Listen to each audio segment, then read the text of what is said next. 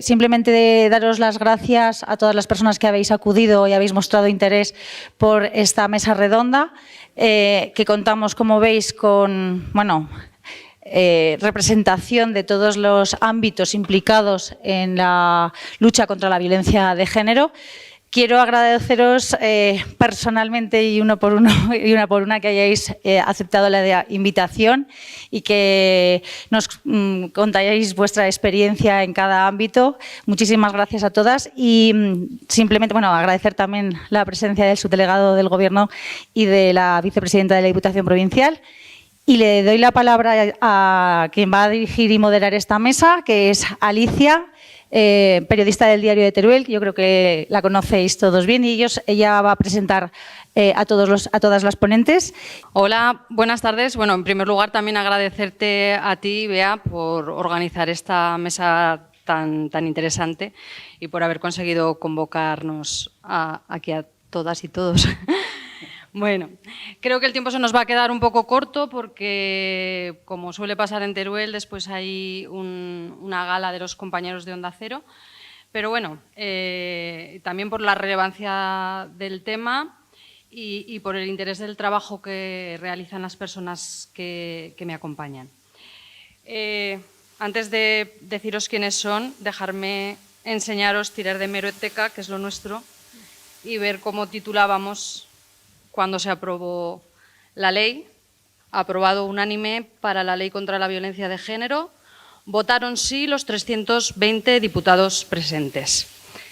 Bueno, fue un 7 de octubre y cabe recordar que apenas una semana antes se había aprobado las bodas entre personas del mismo sexo, que parece que haga mucho, pero fue nada, en unos pocos días.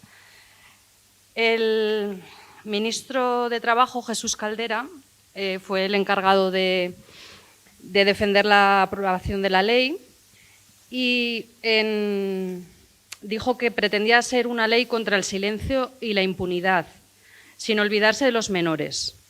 Así que, para hacer balance de la medida en que se han cumplido estos objetivos, especialmente en la provincia de Teruel y dadas sus peculiaridades demográficas, y también sobre todo para que nos digáis cuál sería la forma de mejorarla, la ley, pues tenemos a Marifé Antoñanzas, directora del IAN, Belén Fuertes, jefa de la Unidad contra la Violencia de Género de la Subdelegación del Gobierno, Antonio Jesús Galván, capitán de la Policía Judicial de la Guardia Civil, María José Alonso, allí, es consejera de Acción Social e Igualdad en la comarca de Cuencas Mineras, Ana López, aquí a mi lado, doctora en Pedagogía y maestra jubilada, que fue la primera jefa de la Unidad de Violencia de Género en Teruel, Rosa María Layunta, trabajadora social de la Dirección de Atención Primaria en Teruel y miembro de la Mesa para la Prevención de la Violencia de Género, y Carmen Julián, abogada y coordinadora del Colegio de Abogados de Teruel con el IAN en materia de violencia contra la mujer. Pues, Marifé, si quieres, empezamos contigo, por favor. Pues no sé si se me oye, sí, ahora mejor, ¿verdad? Pues muy buenas tardes y lo primero de todo agradecer esta invitación. Siempre es un placer venir a Teruel.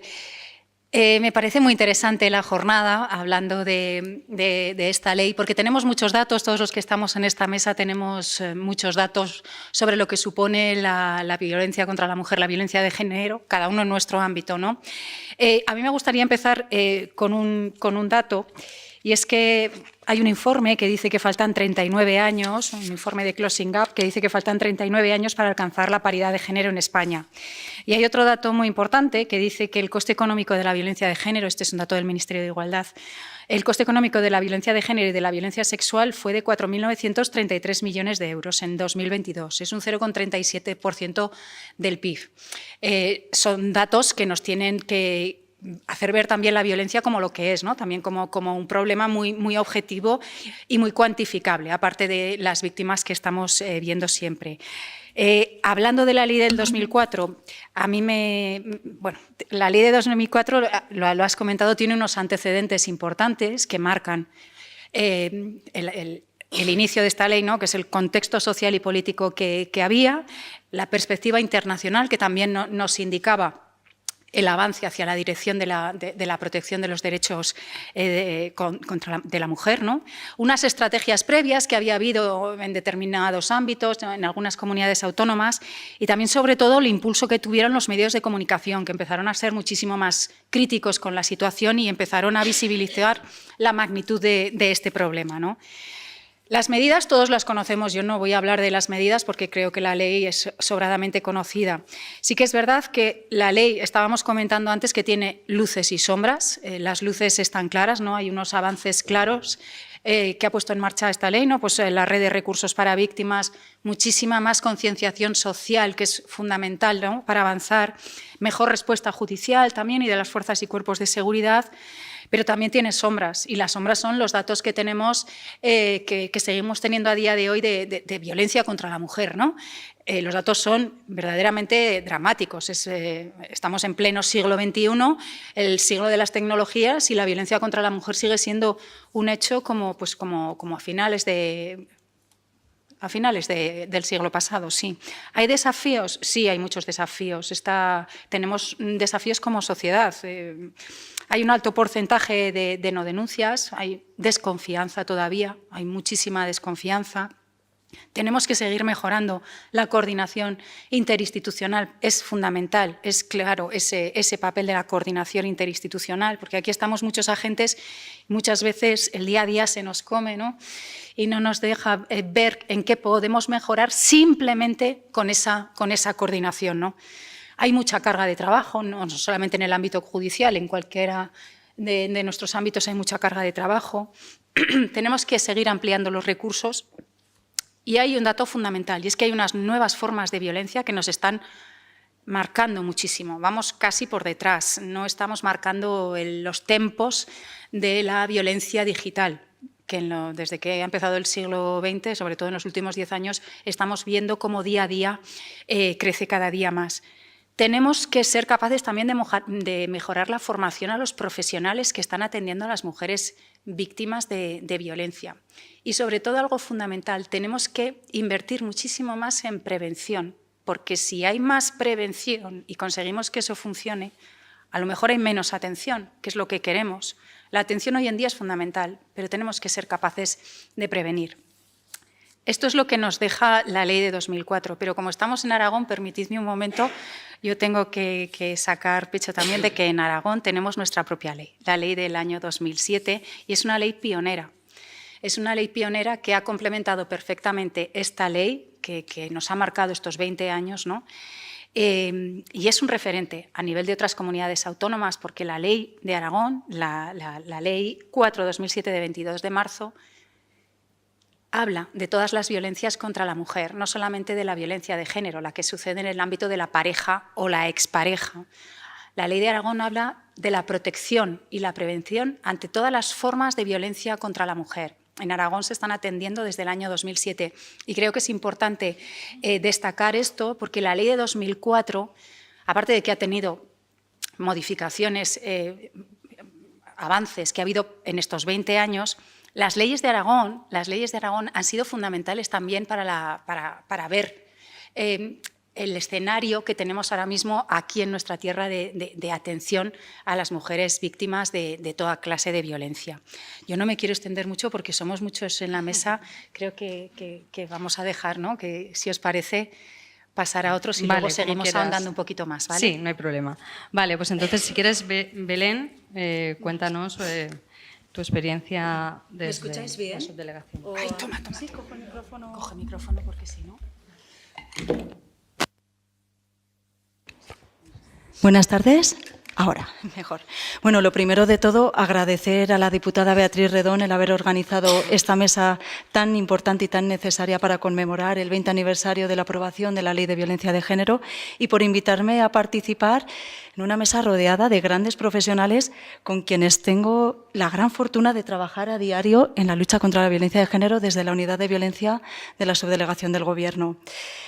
Bueno, agradeceros también el que estéis aquí, a todas las personas que habéis venido en una tarde tan fría, tan invernal, y a estas horas, pues que, bueno, igual apetecería un poquito estar echándonos la siesta. Muchas gracias también por asistir, amigas y amigos, y a autoridades también por estar aquí presentes. Bueno, a mí me gustaría empezar por destacar el informe de Grevio. Grevio es el grupo de personas expertas en la lucha contra la violencia de género y doméstica del Consejo de Europa, que a finales del año 2020 elaboró un informe de evaluación, el primer informe de evaluación que hacían a España, y donde destacaban el papel pionero y referente internacional de nuestro país en la lucha contra la violencia de género. Algo realmente que nos tiene que llenar de orgullo y satisfacción. Como bien sabéis, la Ley de Violencia de Género fue una ley pionera en Europa, que ha servido de modelo y de ejemplo para otros países que la han tomado como referencia para su propio marco legal. Pero esto fue hace 20 años. Grevio lo reconoció en el año 2020 y recientemente la ONU ha publicado otro informe con un ranking de los países en la consecución de los Objetivos de Desarrollo Sostenible de la Agenda 2030. Y también pues es un orgullo que España haya subido 2 puestos en ese ranking, principalmente gracias a la consecución de unos indicadores del Objetivo de Desarrollo Sostenible número 5, que es el de la igualdad de género. Por lo tanto, seguimos a la cabeza a nivel internacional en cualquier tipo de medida legal para combatir esta lacra.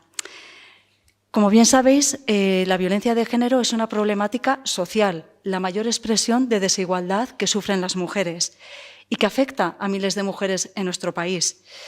Un hito importante, a mi parecer, es que en el año 2003 comenzaron a contabilizarse los asesinatos que se producían en el ámbito de la pareja o la expareja, aún sin convivencia. De esa manera se dio a conocer a la sociedad la magnitud, el alcance que tenían estos asesinatos por la violencia de género. Desde entonces, 1.288 mujeres han sido asesinadas a manos de sus parejas o exparejas, 43 en lo que va de año en este 2024. Y también 62 menores han sido asesinados y asesinadas por violencia vicaria desde el año 2013, que fue cuando comenzaron a contabilizarse los asesinatos de menores, y 9 en lo que llevamos de 2024.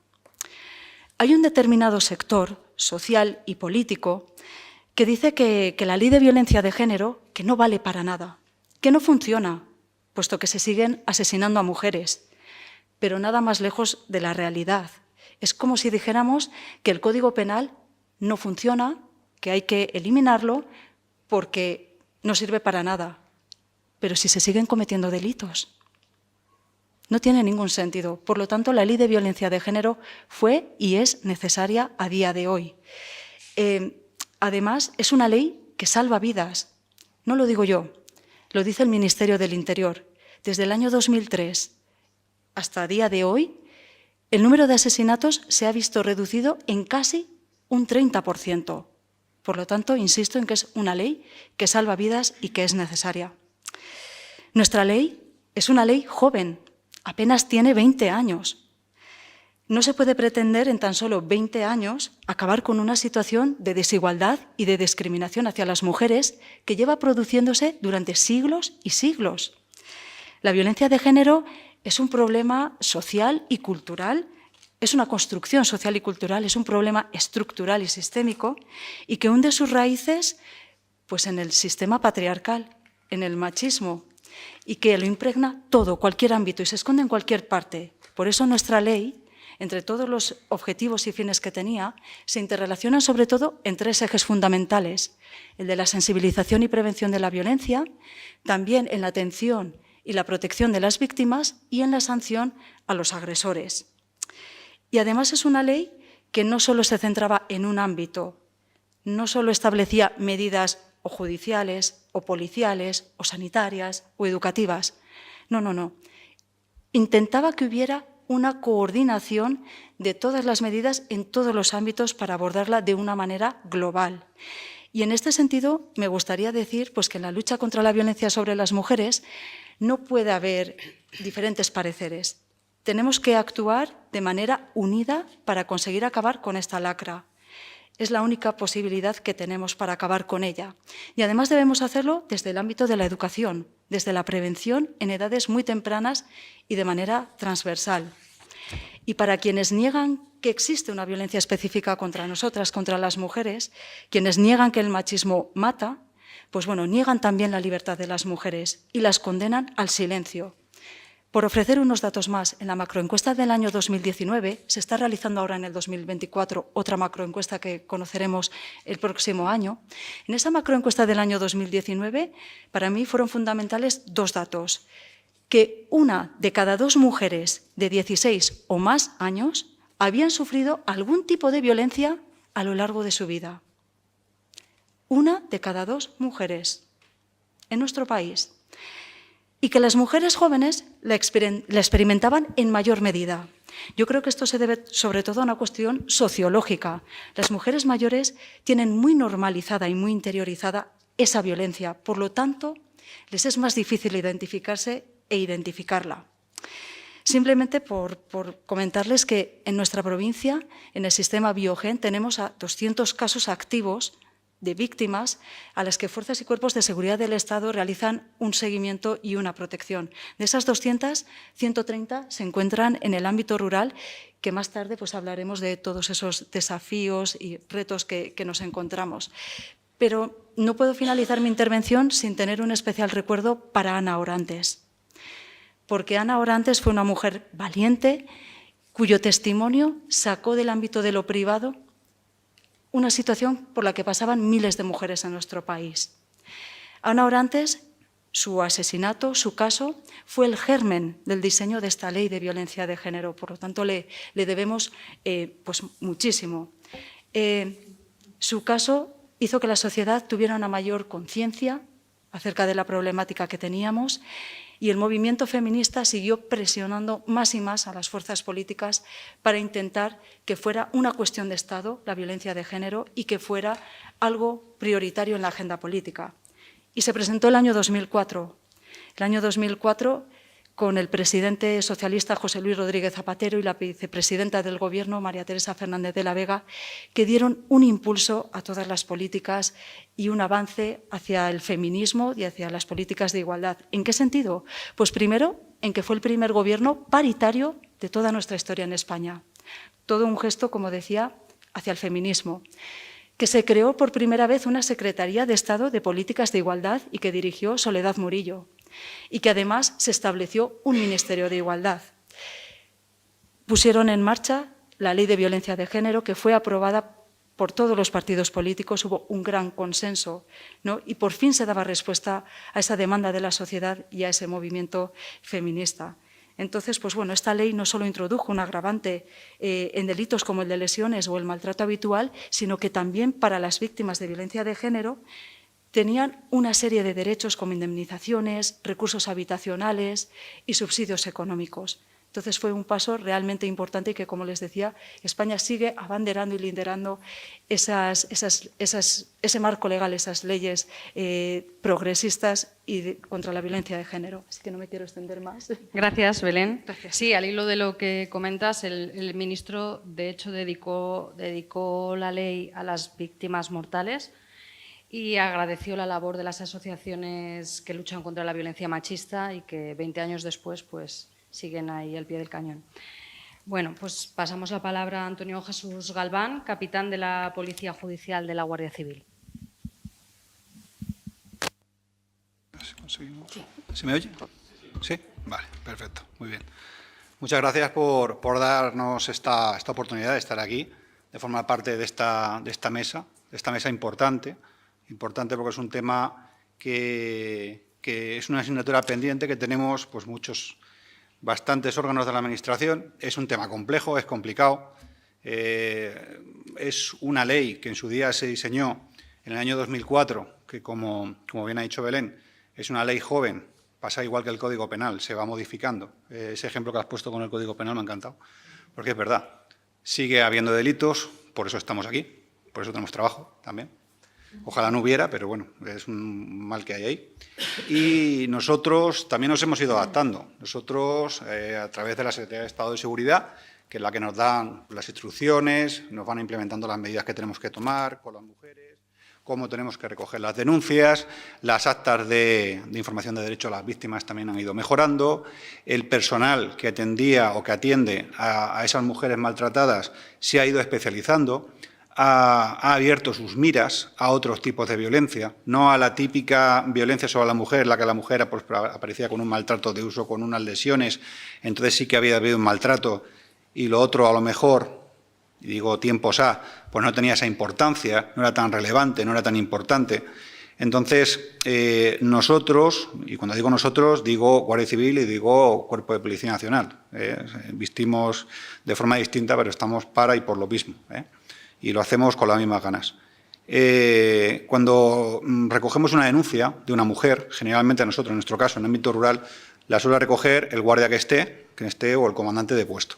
Todas esas personas están formados, todas esas personas tienen acceso al sistema Biogen, que recientemente ha cambiado, que andamos ahí a trancas y barrancas, porque claro, como todo sistema nuevo, pues tiene sus experiencias, es una cosa que se diseña, un producto informático que se diseña y que luego a lo mejor cuando se aplica a la realidad o a la casuística, como he dicho antes, es una ley, es como igual que pasa con la ley, se aplica a personas y cada persona somos un mundo y cada uno tenemos nuestras circunstancias y al interaccionar con otras personas generamos circunstancias distintas. Entonces, sobre un papel es muy difícil, ¿no?, hacer y confluir todo y que todo funcione a la perfección. Nos adaptamos lo mejor que podemos. Como he dicho, una vez que se recoge esa denuncia, hay un mecanismo de seguimiento, nos hemos ido especializando en el Cuerpo Nacional de Policía, el equipo SAN de atención a la mujer menor, nosotros el EMUME, y que inicialmente como equipo especializado. Luego han aparecido los equipos de Biogen, y esos equipos Biogen se encargan precisamente de hacer todo el seguimiento a las víctimas, de acompañar a las víctimas.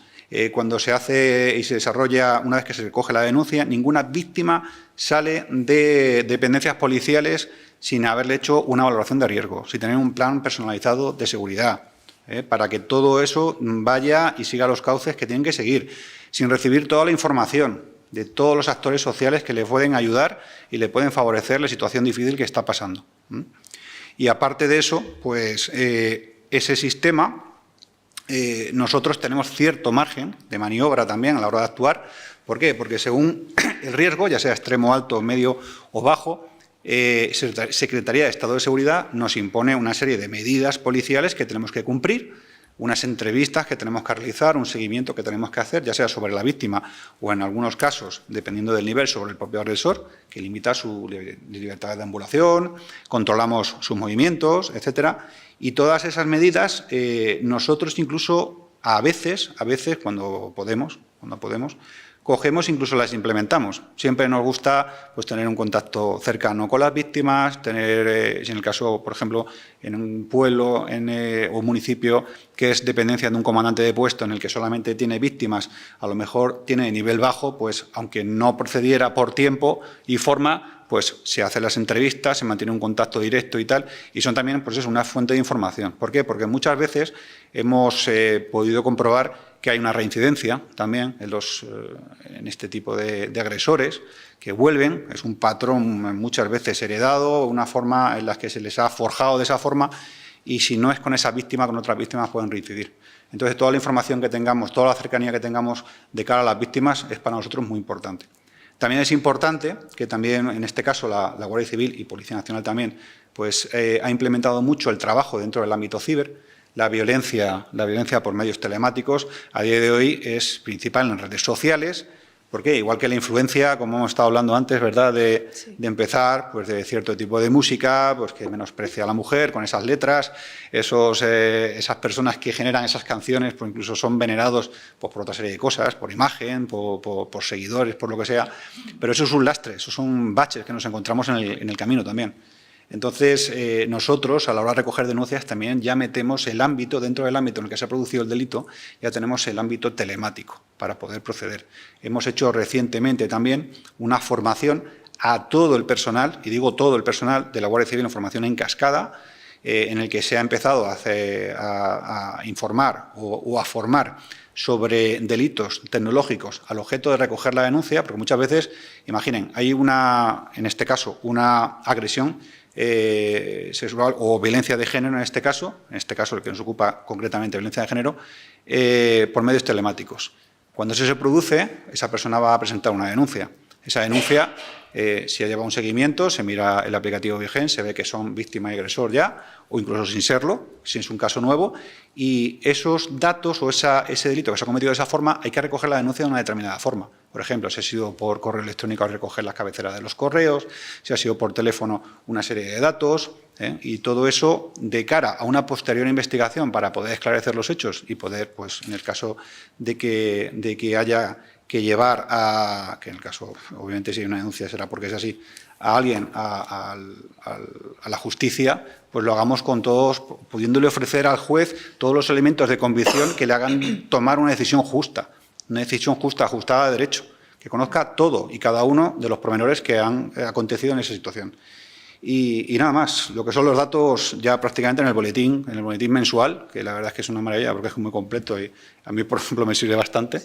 Vienen todos los datos, toda la evolución. Sí que es cierto que aquí en Teruel, pues en cuanto a denuncias, he podido comprobar que sí más o menos se va manteniendo. Siempre ha habido periodos, a lo mejor, en los que ha habido crisis, situaciones malas, por una serie de factores estresantes que a veces pues, hacen sacar lo peor, ¿no?, de todos, y pues, en el caso de los agresores pues, también debe pasar, porque sí que ha habido a lo mejor algún pico más, pero se va manteniendo. Pero lo que sí ha aumentado bastante desde datos que tenemos así de 2009 son las órdenes de protección. Cada vez se solicitan más órdenes de protección. Cada vez hay más mujeres pues, que dan ese paso, que conocen, que son partícipes activas de su ámbito, que como hemos dicho y como creo que diremos en el ámbito rural es más complicado, más difícil. ¿Por qué? Porque siempre el hombre es el que ha figurado en las tierras, el que ha ido a las reuniones, el que ha hecho... Y entonces la mujer a veces, pues en algunos casos, no todos, ¿no?, ha tenido pues, un papel, digamos, secundario, un papel de compañía de... Y eso, quiera que no, unido a lo que es el ambiente rural, el tema de qué dirán de mí, qué pasará, qué vergüenza, que la familia se vea a lo mejor afectada, que pasaba con violencia de género, pasa con la homosexualidad, pasa con muchas cosas, que son cosas que han quedado ahí, esa cosa que se irá eliminando con el tiempo, pues tiene esa complicación. Pero vamos, nosotros seguimos funcionando, seguimos igual, vamos superando algún escollín que tenemos con todo lo nuevo que se nos va poniendo, nuevas coberturas, los cambios que ha habido en la implantación de los dispositivos telemáticos, que en algún caso nos ha dado algún fallo, pero está en vía de solución, el aplicativo Biogen 2, que es un aplicativo innovador y que está en fase ahora mismo de desarrollo de consolidación y que cuando empiece a funcionar pues irá estupendamente y nada más. Muy bien, pues muchas gracias, Antonio. Para seguir ahondando en la situación en el medio rural, ahora paso la palabra a María José Alonso, que es consejera de Acción Social e Igualdad en la comarca de Cuencas Mineras, en la que previamente ha sido trabajadora social durante 16 años, más otros 2, no sé en qué lugar. Vale. Gracias. Hola, muy buenas. Lo primero de todo, dar las gracias a Beatriz por crear estos espacios de reflexión y por contar conmigo para dar la visión de una comarca, ¿vale? La realidad.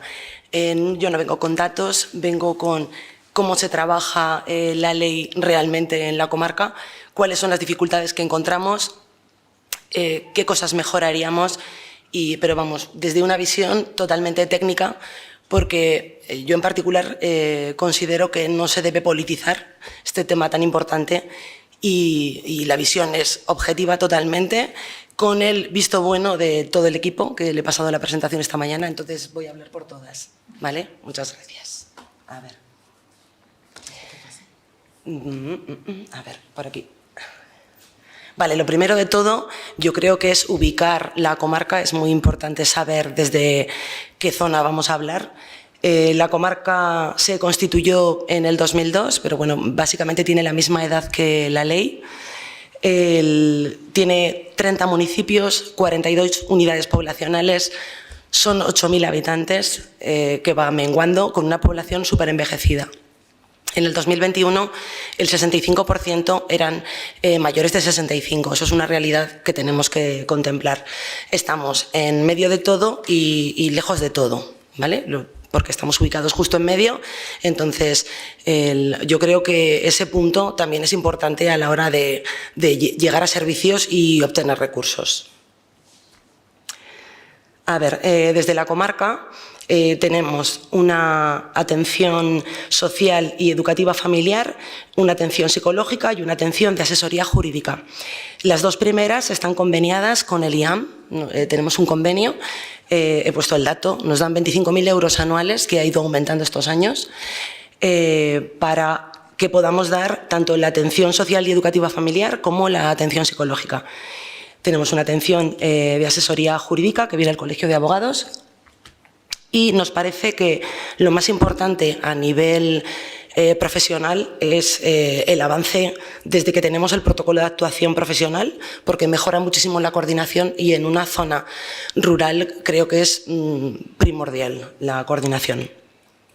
En cuanto a atención social y educativa familiar, decir que en la comarca tenemos 5 unidades de trabajo social, que es la trabajadora social la puerta de entrada, la que recibe a la víctima y bueno, no todos los días no hay denuncias, pero todos los días vemos la violencia de una u otra manera. No todas las mujeres denuncian, pero es algo que se palpa y que nos manifiestan. Entonces, desde los servicios sociales informamos de los recursos que podrían tener si denunciaran, orientamos, acompañamos, gestionamos prestaciones, ayudas de urgencias para taxis para ir a los juzgados, porque no están cerca y todos no tienen redes de apoyo, alojamientos alternativos en el caso de que la línea 900 no lo haga, por la razón que sea, y el alojamiento alternativo lo tenemos incluso para agresores. O sea, hay casos únicos en los que para asegurarnos de que la víctima o los hijos de la víctima van a estar bien, lo que hacemos es dejar a la víctima en su casa y sacar al agresor, porque tampoco tiene recursos o red de apoyo. Pero se hace con ayudas de urgencia comarcales. Y el trámite de dispositivo a tempro. Derivamos a otros servicios y en este punto la atención, la asesoría con el IAM suele ser muy importante, porque si requieren de algún servicio específico o de casas de acogida, los llamamos y enseguida nos informan de las posibilidades, que no siempre es querer una casa de acogida y tenerla. Quiero decir, no siempre es así. Pero contamos mucho con el apoyo del IAM. Entonces, también apoyamos en situaciones de urgencia. ¿Vale? En la atención psicológica es la psicóloga de la comarca del equipo básico que tiene unas horas de su jornada destinadas para este tipo de atenciones. Es para mujeres víctimas e hijos. Y bueno, la intervención no está separada, es constante, porque hay un montón de casos de atención psicológica en los que hay una violencia que está ahí latente. Entonces, desde la atención psicológica también lo que se hace es intentar reforzar para que salgan de ese círculo.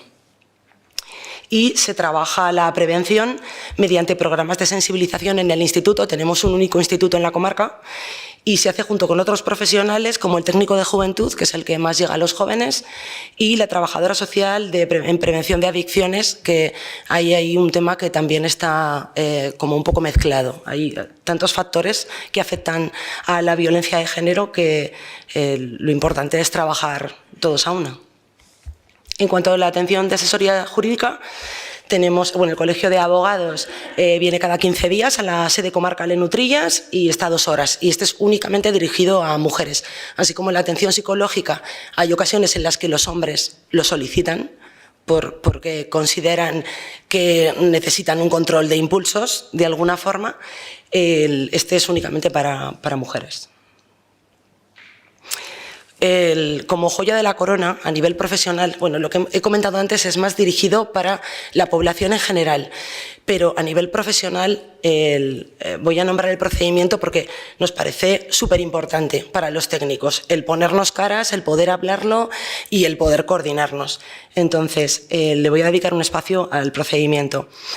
Fue en 2011 cuando se vio la necesidad de establecer procedimientos homogéneos y diferentes áreas como la salud, educación, Guardia Civil, el IAM, que fue un gran impulsor, y los servicios comarcales vieron que había que hacer algo y dejarlo plasmado para que de verdad funcionara. Entonces, en el 2018, tardaron varios años hasta que se puso en marcha, por fin se firmó y se actualiza de manera anual, pero incluso de una sesión a otra se actualiza también, porque hay datos de movimientos de personal y se actualizan. Se hacen 3 reuniones así ordinarias, son 3 al año, y todas las extraordinarias que sean necesarias para tratar un tema en concreto complicado, que en la zona rural pues hay bastantes. Vale, el procedimiento va dirigido a todas las mujeres víctimas de violencia que residan o se encuentren de manera permanente o temporal en algunos de los municipios de la comarca, así como los hijos o hijas que hayan vivido ese tipo de situaciones de ambiente con violencia. Durante la elaboración, los integrantes de la mesa vieron necesario dividir o tener en cuenta que los protocolos tenían que ser distintos cuando había indicios de violencia o cuando ya era un hecho fehaciente, cuando ya había un reconocimiento. Entonces eso se tiene en cuenta en todos los procedimientos. He puesto los de servicios sociales únicamente, ante indicios sospechas, como lo hacemos, y ante la mujer víctima de violencia. ¿Vale? Todas acaban en la comisión y coordinación del caso en la comisión, que son las mesas de seguimiento. Lo bueno de los protocolos es que sabemos qué hacen todas las áreas, o sea, cuáles son los protocolos que llevan a cabo todas las áreas, cuáles son los pasos que van a dar y cómo nos vamos a coordinar, de qué forma se va a hacer efectiva la coordinación.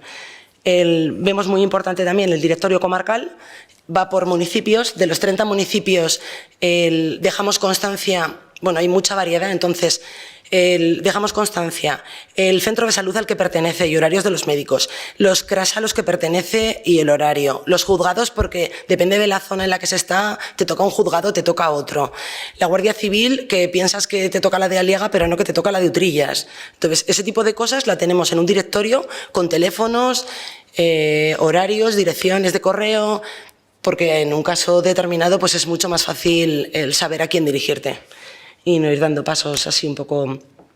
Entonces tenemos los documentos de derivación, la guía de recursos del IAM, otros recursos, los protocolos y las normativas. Bueno, los compañeros no han hablado de fortalezas o avances, no sé si es que lo quieren dejar para después. ¿Queréis para después entonces? O sea, que me callo ya, ¿no? Espera, Pues, tengo una pregunta. Vale. ¿Este procedimiento es único en las cuencas mineras o es el mismo en todas las comarcas? Yo creo que en todas. Existe un procedimiento. Sí, cada uno tiene el suyo. Cada uno adaptado a su situación. Eso es. Vale, pues bueno, vamos a dar un Entonces, para salto aquí. hacia la prevención con Ana López, que como maestra jubilada nos dará su perspectiva de la ley. Muy bien. Muchas gracias.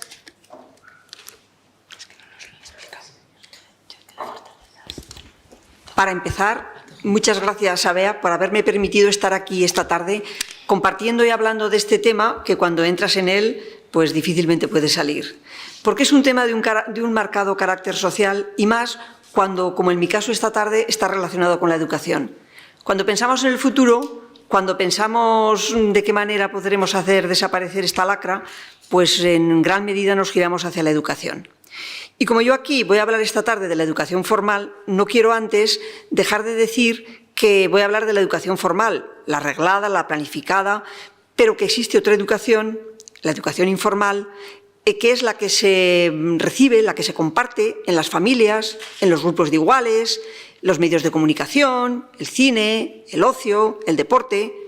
En resumen, que para educar hace falta toda la tribu. Y antes de entrar en la educación reglada, esto lo tenemos que tener en cuenta, porque todos y todas nosotros y nosotras somos educadores, educadoras, que en cierta medida influimos no solamente en nuestros hijos, familiares, alumnos, alumnas, vecinos, personas con quienes convivimos y que con nuestro hacer estamos contribuyendo a que determinados estereotipos se perpetúen o poco a poco vayan desapareciendo. En lo que respecta a la educación formal, sí que quiero, antes de empezar a hablar, distinguir a qué colectivos afecta. Es decir, si estamos en una institución escolar reglada, una escuela, un instituto, un centro de formación profesional, o qué es a qué colectivos, diríamos, tenemos que poner la vista para trabajar con ellos en el tema de violencia de género? Pues yo he distinguido tres colectivos. En primer lugar, el alumnado cuyas madres sean o hayan sido víctimas de violencia de género. Es decir, esto ocurre en primaria, en secundaria, en FP o en cualquier nivel educativo. Puedes tener chicos o chicas en clase cuyas madres estén siendo en ese momento e incluso puede ser que no se haya detectado todavía y que la primera señal se dé en la escuela. En segundo lugar, otro colectivo serían aquellas alumnas que son víctimas de violencia y que las podemos encontrar en secundaria, en FP, en bachillerato, en la universidad, en cualquier nivel educativo.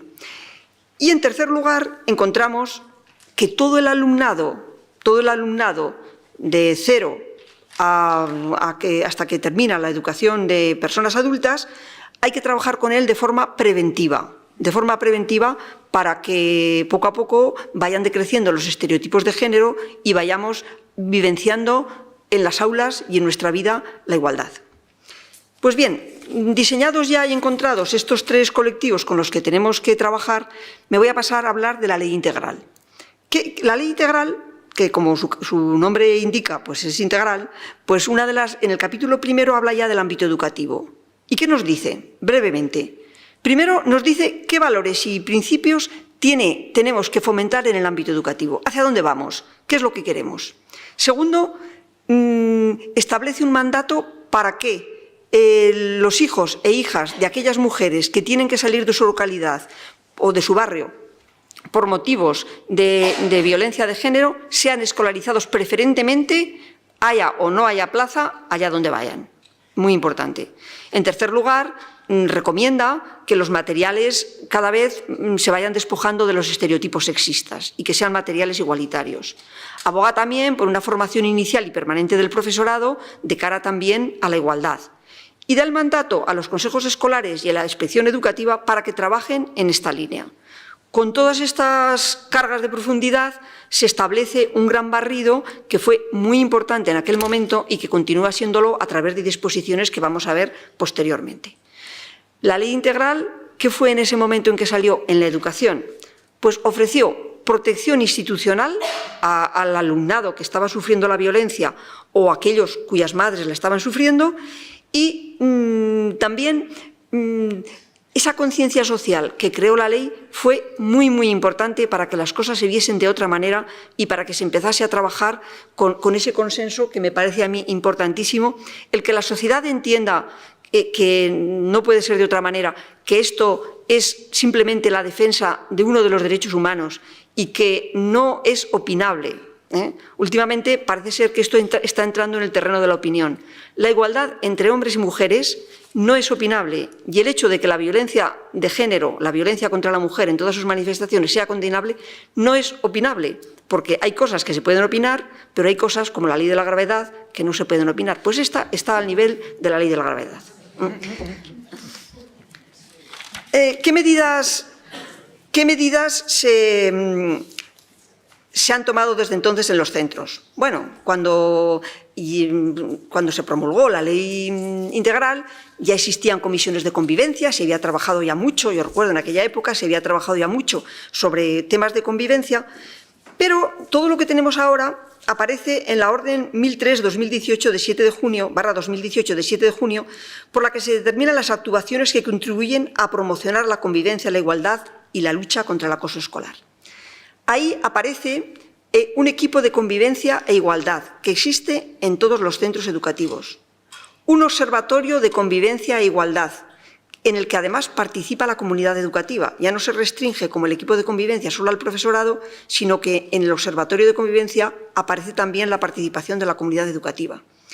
Aparecen los planes de convivencia, los planes de igualdad, que se han enriquecido posteriormente cuando se les han otorgado fondos del Pacto de Estado contra la Violencia de Género para desarrollar actuaciones de prevención, o sea, para desarrollar el plan de igualdad y contra la violencia de género. Que además estos fondos se entregan a los centros que tienen que renunciar a ellos si no los quieren, es decir, que se les dan de una manera directa. Si no los quieren, dicen, no los queremos, y entonces no los tienen, pero van directamente, no es algo graciable.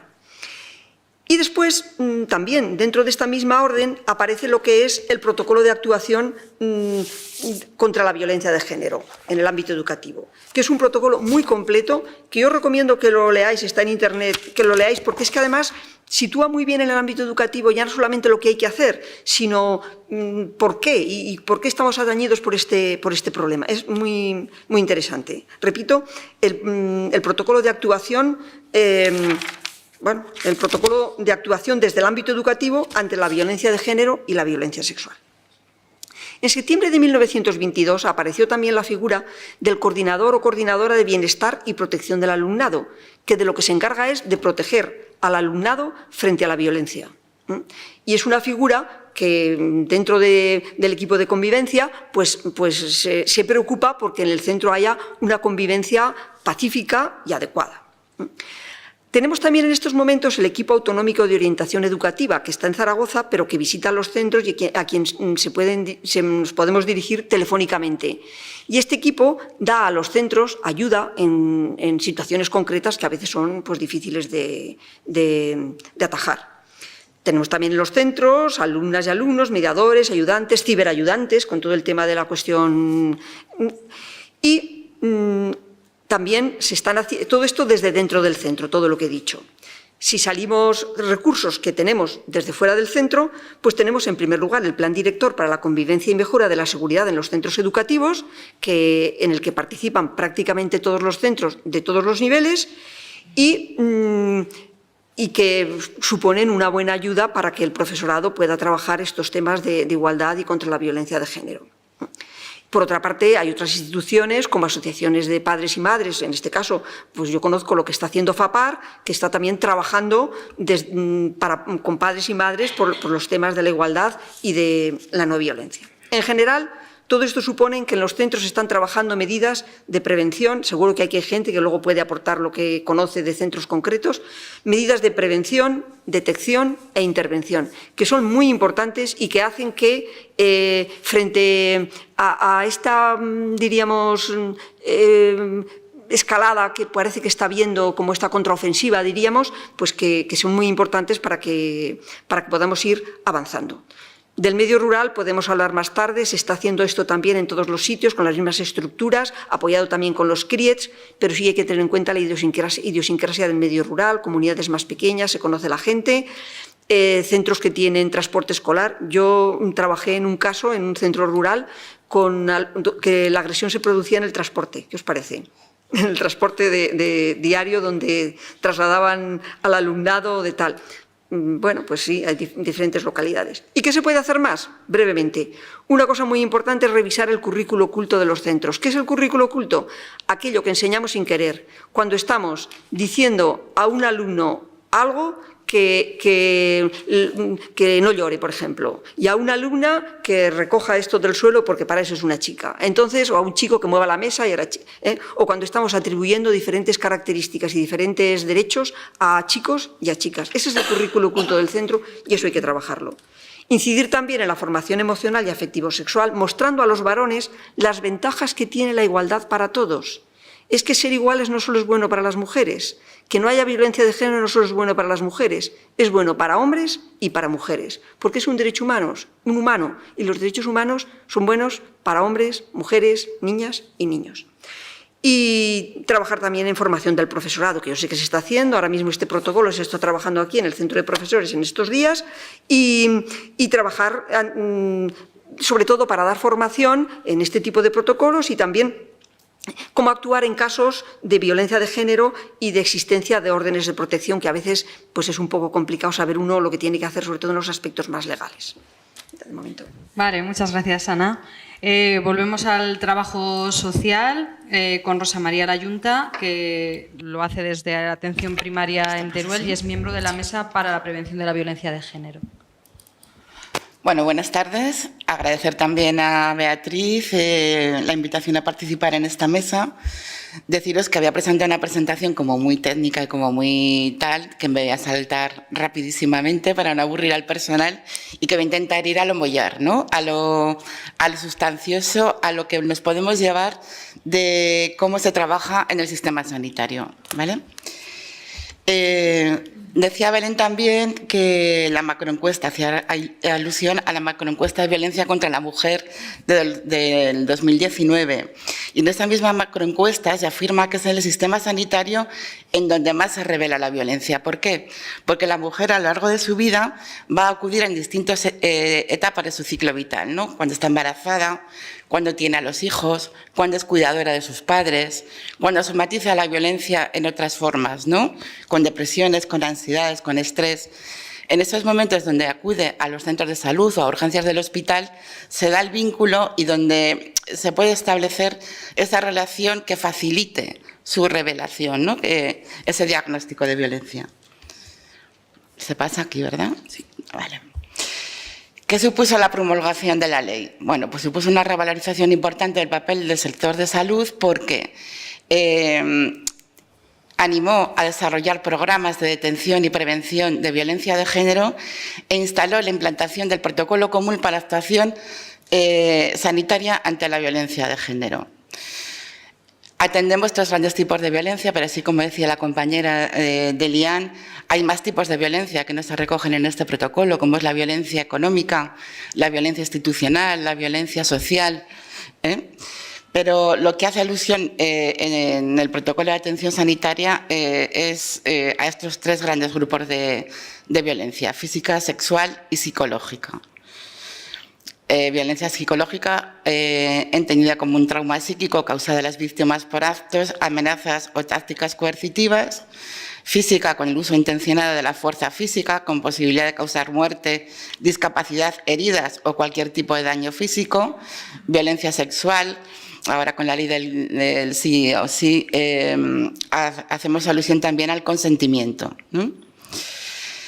El Protocolo de Coordinación Interinstitucional para la Prevención de la Violencia de Género y Atención a las Víctimas de Aragón del 2018 actualiza el anterior del 2007 y supone una herramienta fundamental para el personal sanitario. ¿Por qué? Porque proporciona pautas de actuación conjuntas y contribuye a la calidad asistencial de las mujeres que sufren maltrato y de sus hijos.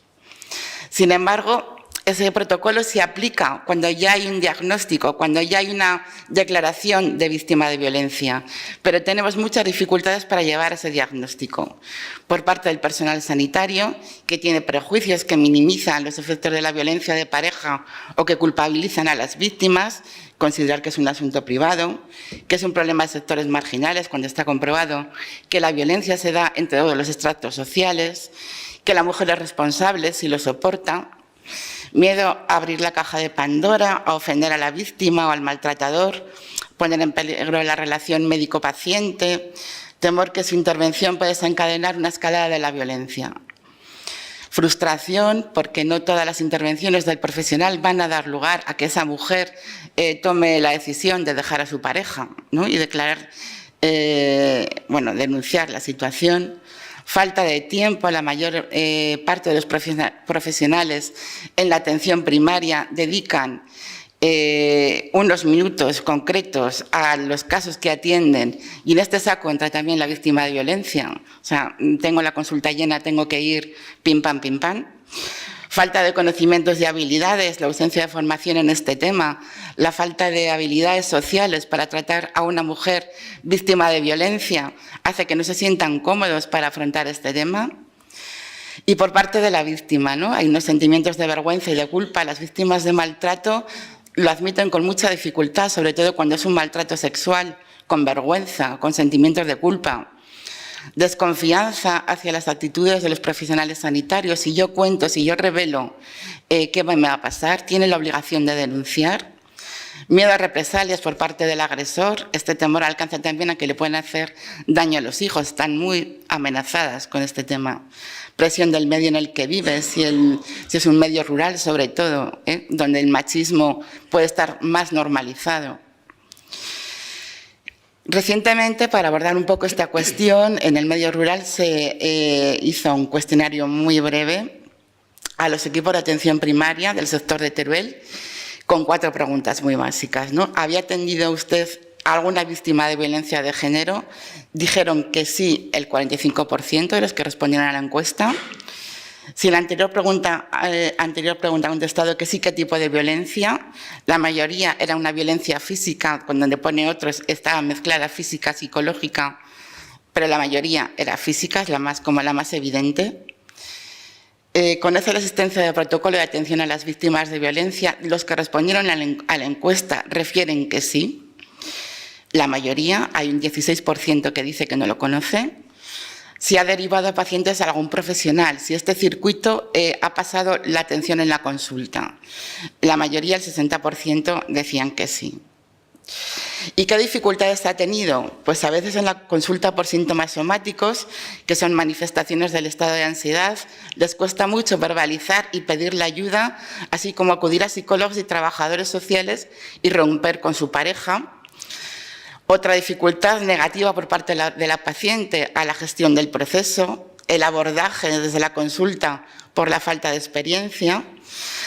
Otros se quejan de que hay muchos cuestionarios a rellenar, los protocolos son muy extensos a nivel de reflejarlos a nivel informático, pero claro, son los que van a trasladarse al parte de lecciones, cuanto más detallados mejor están, pero se quejan de que eso les lleva un tiempo excesivo.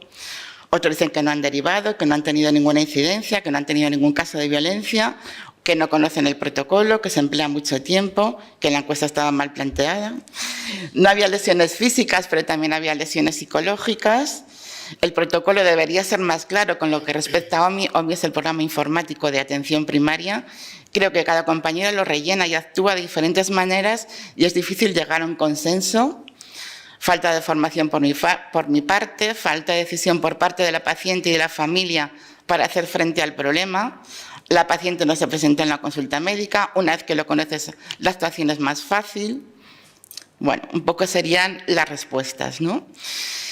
Y aquí tenemos el itinerario básico de actuación en la comarca de Teruel. Es decir, que este itinerario, este protocolo, es de 2013, que a lo mejor habría que actualizarse, incluir y reflejar algunas cuestiones que el protocolo del 18 de Aragón no tiene recogido, pero básicamente es que la actuación ante una víctima de violencia física o psicológica, si no hay un necesario tratamiento urgente, se puede atender desde el centro de salud, que se rellena el parte de lesiones y después se envía al juzgado. Y cuando hay una violencia sexual, se atiende desde el hospital. Un poco el flujograma que seguiría ese esquema. Y ya entraríamos de lleno en lo que es el protocolo institucional del 2008. En el ámbito sanitario, la valoración incluye una valoración biopsicosocial, una valoración de la situación de la violencia y una valoración de la seguridad y la evaluación del riesgo. Esto lo paso rápido porque está todo en el protocolo, lo podéis consultar allí. Y después la notificación. Bueno, también hay que facilitar a la mujer información sobre la orden de protección y derivación a servicios sociales.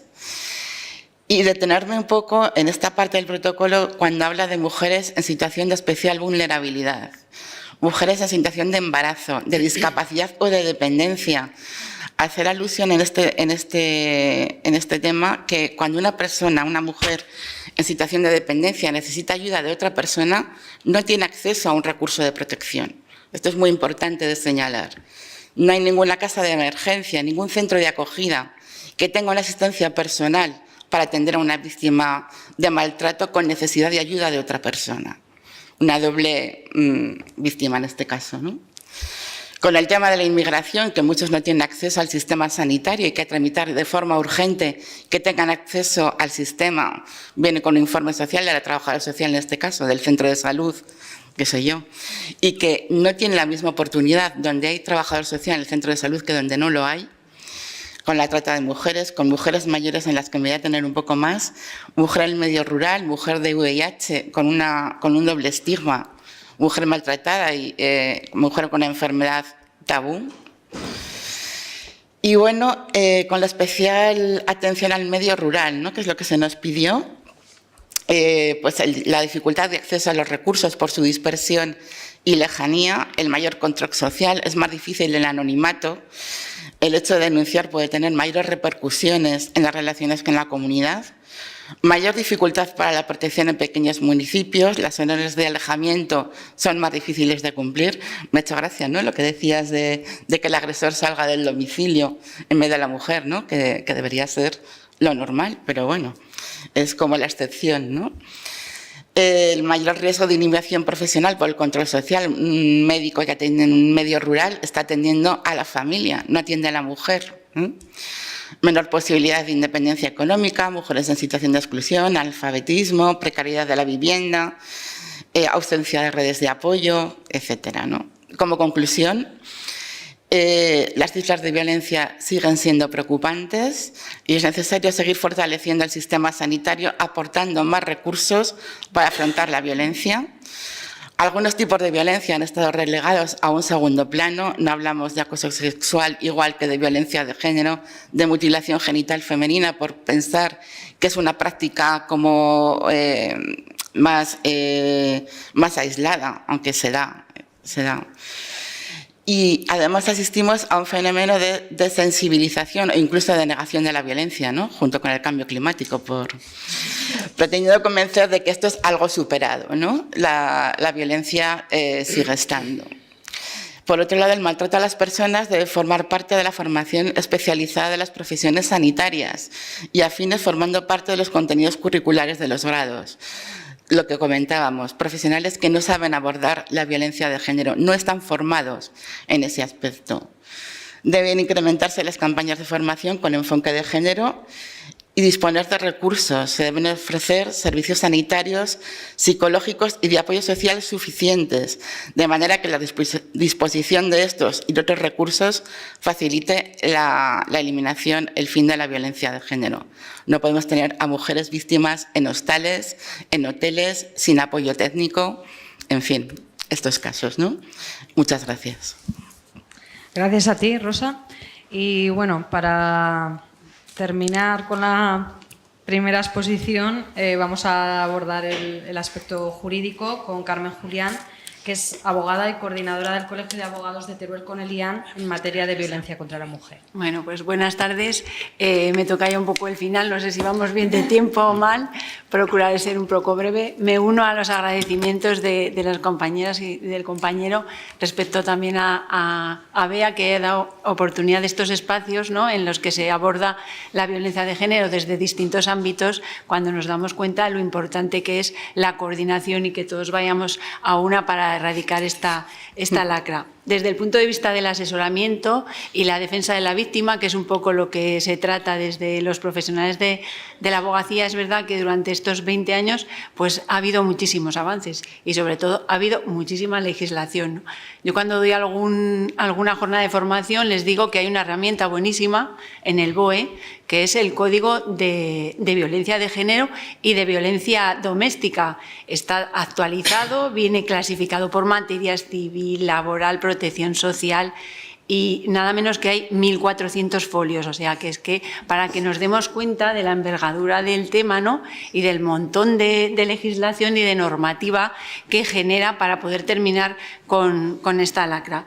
Respecto a estos avances, antes de hablar de la Ley Orgánica, esta 1/2004, ¿no?, que supuso un gran avance, a mí sí que me gustaría hacer un poco, un año antes, referirme a la Orden de Protección, que se reguló en 2003 y que se regula en el artículo 544 ter de la Ley de Enjuiciamiento Criminal. Para mí, bueno, y para muchos de los profesionales que estamos en estos temas, supuso un punto de inflexión en lo que es la protección de la víctima, porque con una sola resolución del juez, de una forma inmediata, se protege a la víctima desde un punto de vista penal, pero también se establecen una serie de medidas civiles y además se inicia un mecanismo que activa toda la protección social de la víctima que reconocen las distintas administraciones. Anteriormente a la orden de protección, pues bueno, cuando había una denuncia, inmediatamente pues el juzgado podía acordar una medida de alejamiento con respecto al agresor, pero sin embargo cuando la víctima tenía hijos menores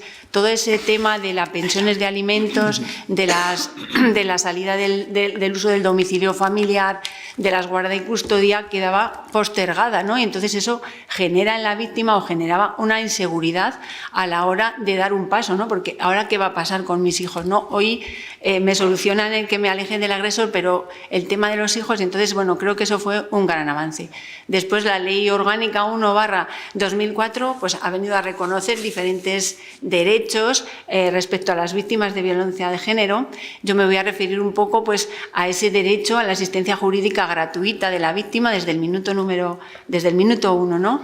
El que tenga derecho a una asistencia jurídica y una información antes de poner la denuncia, durante la interposición de la denuncia y posteriormente también cuando se inicia el proceso penal, e incluso también en los demás procedimientos que se derivan de ese proceso penal, que además la ley recomienda, cuando ello sea posible, que sea un mismo abogado o una misma abogada la que lleve todos esos procedimientos que se van a derivar, tanto de procesos civiles de separación como puede ser un proceso de tema laboral, ¿no? Un poco pues para evitar que la víctima tenga que ir contando de despacho en despacho lo que le ha pasado, ¿no? Entonces eso también me parece que es importante. Desde entonces, y con un convenio con el IAN y con el Gobierno de Aragón, en Teruel y Calamocha hay un abogado las 24 horas de guardia y otro abogado que tenemos en el término judicial de Alcañiz. También esta ley en materia penal, de tutela penal, también supuso un avance porque consideró como agravante de algunos tipos de delito pues el que la mujer sea o haya sido esposa o pareja de hecho, aún sin convivencia, ¿no? En tema de las lesiones, pues eso es un agravante. También considero un agravante el que los hechos se produzcan en presencia de los menores en el domicilio de la víctima o en el domicilio familiar. Y luego también tipifica una serie de conductas que se habían destipificado, que ya no se consideran delitos, o otras que se consideran delitos menos graves, como pueden ser las injurias, las amenazas leves, las coacciones, los insultos. Todo eso, cuando se trata de una mujer y cuando se trata de la esposa o la pareja, ahora se considera desde entonces también como un delito. Y otra novedad importante supuso la creación de los juzgados especialistas en violencia contra la mujer. Aquí en Teruel, pues bueno, todos sabemos que es el juzgado número 3, en Alcañiz, que hay 2 juzgados, es el número 1, y en Calamocha es verdad que solo hay un juzgado, pues es el juzgado de instrucción y primera instancia de allí de Calamocha. Y otra cosa también importante que me gusta resaltar de esta ley es la competencia territorial en materia de estos tipos de delitos de violencia de género. Y es que la competencia es el domicilio de la víctima, que es algo muy importante, porque en muchos delitos la competencia es el lugar donde se produce el delito. En cambio aquí, pues no sé, pongamos una pareja que se va de vacaciones a Benidorm y ahí surge un problema o unos hechos que son delictivos. Pues bueno, el juzgado de Benidorm de guardia tomará las medidas necesarias urgentes para solucionar el tema de la orden de protección si se ha solicitado y tal, pero luego el procedimiento va a llevarse a cabo en el domicilio donde reside la víctima, ¿no? Que creo que eso también es importante. Con posterioridad a esta ley, pues bueno, también se ha producido un montón de avances y un montón de modificaciones. No sé, yo por poner así alguna en valor, pues estaría en 2015, se aprueba el Estatuto de la Víctima, que viene a recoger muchos de los derechos que ya se reconocen a las mujeres víctimas de violencia, pero que está bien que los volvamos a poner encima de la mesa para acordarnos y no olvidarlos, ¿no? Y luego también se crean las oficinas de atención a las víctimas que están en los juzgados y luego también otra importante ley es la Ley Orgánica de Garantía Integral de la Libertad de Violencia Sexual, ¿no? Con todas las modificaciones que ha introducido en el tema del consentimiento y también con la creación de las unidades de atención integral de las víctimas de violencia sexuales que se van a poner en todas, bueno, de hecho ya está aquí en Teruel, en las capitales de provincia. Como vemos, pues, ha habido muchos avances, pero yo también quiero ser un poco autocrítica y también quiero, pues, poner un poco sobre la mesa el hecho de que hay un altísimo porcentaje de mujeres que no denuncian, que no confían en el sistema, y un montón de mujeres que a lo mejor también a veces nos dicen que si lo sé no denuncio, ¿no? Entonces hay que ver también por qué está pasando esto. Y yo creo que muchas veces, sin darnos cuenta, Todos los profesionales que estamos aquí de todos los ámbitos tenemos una responsabilidad, muchas veces sin darnos cuenta, bien por la carga de trabajo o bien porque es verdad, la carga de trabajo de los juzgados. El juzgado aquí es el juzgado de violencia, tiene instrucción y tiene también la primera instancia, ¿no? Los profesionales también, los servicios también tienen muchísimo trabajo y muchas veces no respetamos verdaderamente a la víctima, no le damos ese espacio que necesita para que nosotros le escuchemos y para que atendamos realmente qué es lo que necesita. Otro error también es que no podemos evitar la victimización secundaria, que viene derivada de ese no darles espacio y ese respeto a la víctima, y también de esa peregrinaje judicial. Cuando sucede un delito de este tipo en fin de semana, pues bueno, tiene que ir a comisaría, Guardia Civil, luego va al juzgado de guardia, pero luego el lunes tiene que ir a otro juzgado, al juzgado de violencia de género, ¿no? Si es un tema que se va por diligencias urgentes, un enjuiciamiento rápido, pues más o menos se va a solucionar, entre comillas, la cuestión en unos pocos días, pero si luego hay unas diligencias previas, pues porque hay que investigar o porque hay que avanzar un poco más en la cuestión, es que se puede tirar 6 meses en un procedimiento, se puede tirar 1 año, y yo he visto hasta 2 años en un procedimiento, y hace que la víctima no pase página, que esté ahí machacada constantemente. Otra cosa que yo también veo a veces, pues es que tampoco garantizamos el derecho a que se respete la no confrontación con el agresor. Y es que no nos damos cuenta que poner un biombo no significa que le impidas estar donde el agresor, es que está detrás del biombo. Y eso le coacciona y le intimida. Y eso lo comprobamos los que estamos allí en el juzgado. Bueno, y bueno, pues un poco quería poner en valor todas estas cosas. Luego también a veces nos encontramos que no le dejan ir acompañada de una persona de su confianza. Durante en todos los actos puede ir acompañada de una persona. Entonces, bueno, pues estas cosas yo creo que también van minando un poco a la gente. Y luego, por supuesto, todo ese tipo de prejuicios de pensar que a lo mejor no me van a creer, ¿no? Que a veces nosotros somos los primeros que hacemos unas preguntas o unas cuestiones que, aunque no queramos, resulta que le damos la impresión de que estamos cuestionando su relato. Nosotros no estamos aquí para cuestionar la veracidad del relato de la víctima. Para eso está el juez. Ni las fuerzas y cuerpos de seguridad, ni los asistentes sociales, ni los abogados podemos poner en cuestión lo que nos está contando una víctima, ¿no?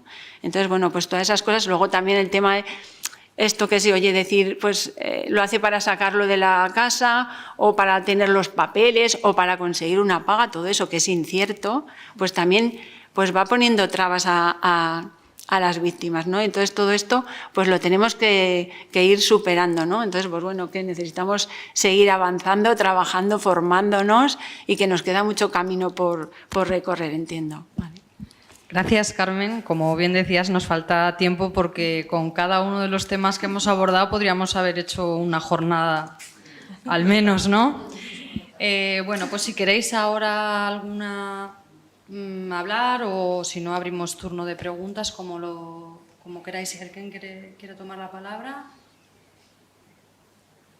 ¿Alguien de la mesa? Yo creo que es mejor que preguntéis. Lo que queráis. Vale, pues entonces... Vale, pues me levanto yo y os paso el micro.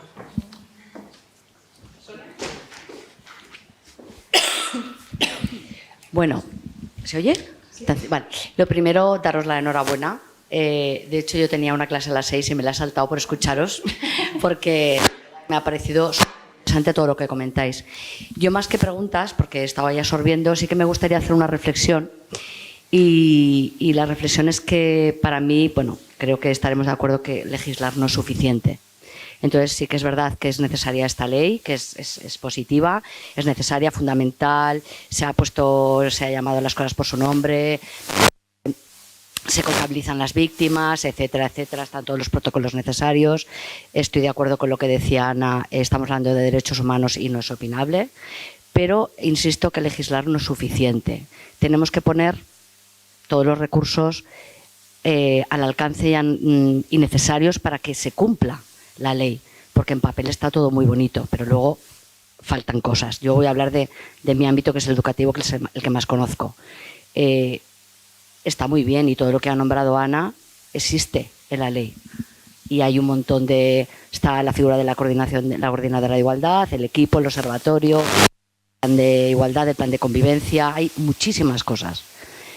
pero no es suficiente. Si no ponemos el tiempo necesario, la formación necesaria y los recursos necesarios, se queda en el papel.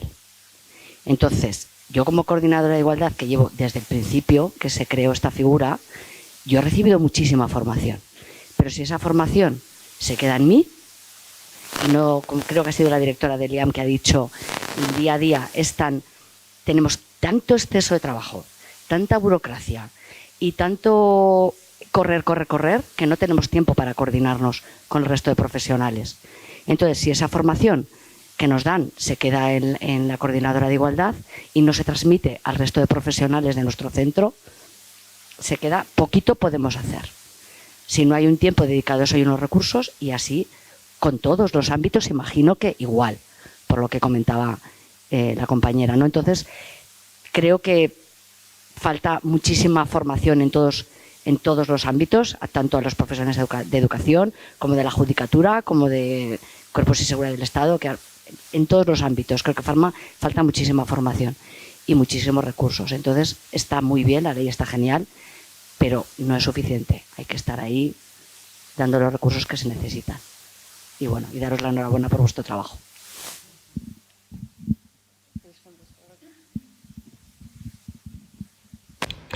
Pues muchísimas gracias por tu aportación, ¿no? Yo creo que si algo queda claro en estas mesas es todo lo que se lleva a cabo desde los diferentes ámbitos. Incluso los que estamos aquí sentados nos damos cuenta muchas veces de todo lo que se lleva a cabo en los diferentes ámbitos. Yo siempre digo que hay que ser crítico, no por dar una lectura negativa de la ley o de nuestra ley, sino porque si no somos críticos no vamos a ser capaces de avanzar. Y cuando se es crítico, se pone negro sobre blanco y se pone en una hoja, esto no está funcionando, y tenemos que ser capaces de ver lo que no funciona, porque solamente así se va a corregir. Solamente así. Si todo es maravilloso y todo es fenomenal y llevamos 20 años haciendo muchas cosas, pues ya está, nos vamos a quedar con eso. No, hay que ser críticos y poner en un papel qué no funciona. Fuera, como hacemos en cualquier otro ámbito. No tiene por qué funcionar todo. Todo lo hacemos con el mayor de los ánimos. Ahora estamos poniendo en marcha en el IAM los centros de violencias sexuales. Están arrancando. Lo estamos haciendo con el mejor ánimo. Habrá cosas que saldrán bien y habrá cosas que habrá que cambiar y somos conscientes de eso. Pero tenemos que dar el paso y tenemos que arrancar. Y aquí lo que está claro es que todos estamos trabajando y aportando. Y lo que está muy bien que digas es lo que veis desde fuera que se puede mejorar, porque nosotros también necesitamos que nos digáis y que nos trasladéis qué es lo que veis, cuáles son las amenazas y las debilidades dentro de un DAFO que puede tener la solución de la violencia, ¿no? Porque oportunidades tenemos muchas, están claras, y también tenemos fortalezas, la fortaleza que nos da la legislación. La legislación que tenemos es una fortaleza, ¿cómo no utilizarla? Pero también hay debilidades y hay amenazas, y tenemos que ser capaces entre todos de ser críticos, de valorarlas, de hacer punto y aparte y empezar a ver qué podemos corregir y qué tenemos que impulsar y qué funciona, ¿no? Está claro que esto, yo os hablaba de los 39 años que decía este estudio que hace falta para que la igualdad de género sea una realidad. Yo no sé qué pensáis, siempre pongo esto para debatir. Yo creo que nos faltará más porque la igualdad de género depende mucho de la violencia. Si hay violencia no puede haber igualdad de género en otros ámbitos. Entonces tenemos que ser capaces, ¿no?, de tener ese espíritu crítico. Yo creo que es muy importante. Gracias. Sí, como Sonia se ha referido al ámbito educativo, pues yo querría manifestar que estoy de acuerdo con ella en que efectivamente hacen falta más recursos. Hacen falta más recursos y hace falta también que enfocar bien esos recursos, porque a veces uno tiene la impresión desde educación que los árboles no nos dejan ver el bosque. Es decir, que se le da más importancia, pero la sociedad entera, no solamente el profesorado, sino la administración, el profesorado, las familias, el propio alumnado como reflejo de todo eso, pues que se le da más importancia a un contenido concreto, que seguramente es muy importante, yo no le quito ninguna importancia, que a algo que luego le va a marcar toda su vida, como es tener unas actitudes positivas. Y a eso a veces se le da poca importancia, y como se le da poca importancia, pues se le ofrecen pocos recursos. Y esa es una especie de pirámide que los recursos que vienen de arriba arriba ya se le da, arriba me refiero a la administración, pues ya enfoca los recursos a lo mejor no hacia este sitio, pero es que después cuando llegan al centro también nos enfocan hacia ese y nosotros mismos pues no le damos la importancia, porque pienso yo que los árboles no nos dejan ver el bosque. Y esto es lo que he dicho yo rápidamente al final, que habría que revisar el currículo oculto del centro, qué es lo que está haciendo y cómo lo está haciendo, y por supuesto la necesidad de recursos para cuestiones actitudinales y fundamentalmente para temas de igualdad son muy importantes en los centros. Vale, yo siguiendo la línea de que tenemos que ser críticos, mi parte fundamental de la presentación era hablar de las fortalezas y las debilidades para dar visibilidad al entorno rural y lo voy a hacer rápidamente. Como fortalezas es más fácil la coordinación entre los profesionales por la cercanía del entorno rural. Creemos que hay más implicación del personal profesional en el entorno rural por la cercanía. El protocolo de actuación ha mejorado mucho las intervenciones. Hay un mayor conocimiento entre la ciudadanía de los servicios que se tienen en la comarca. Existen más servicios y es más efectiva la discriminación positiva.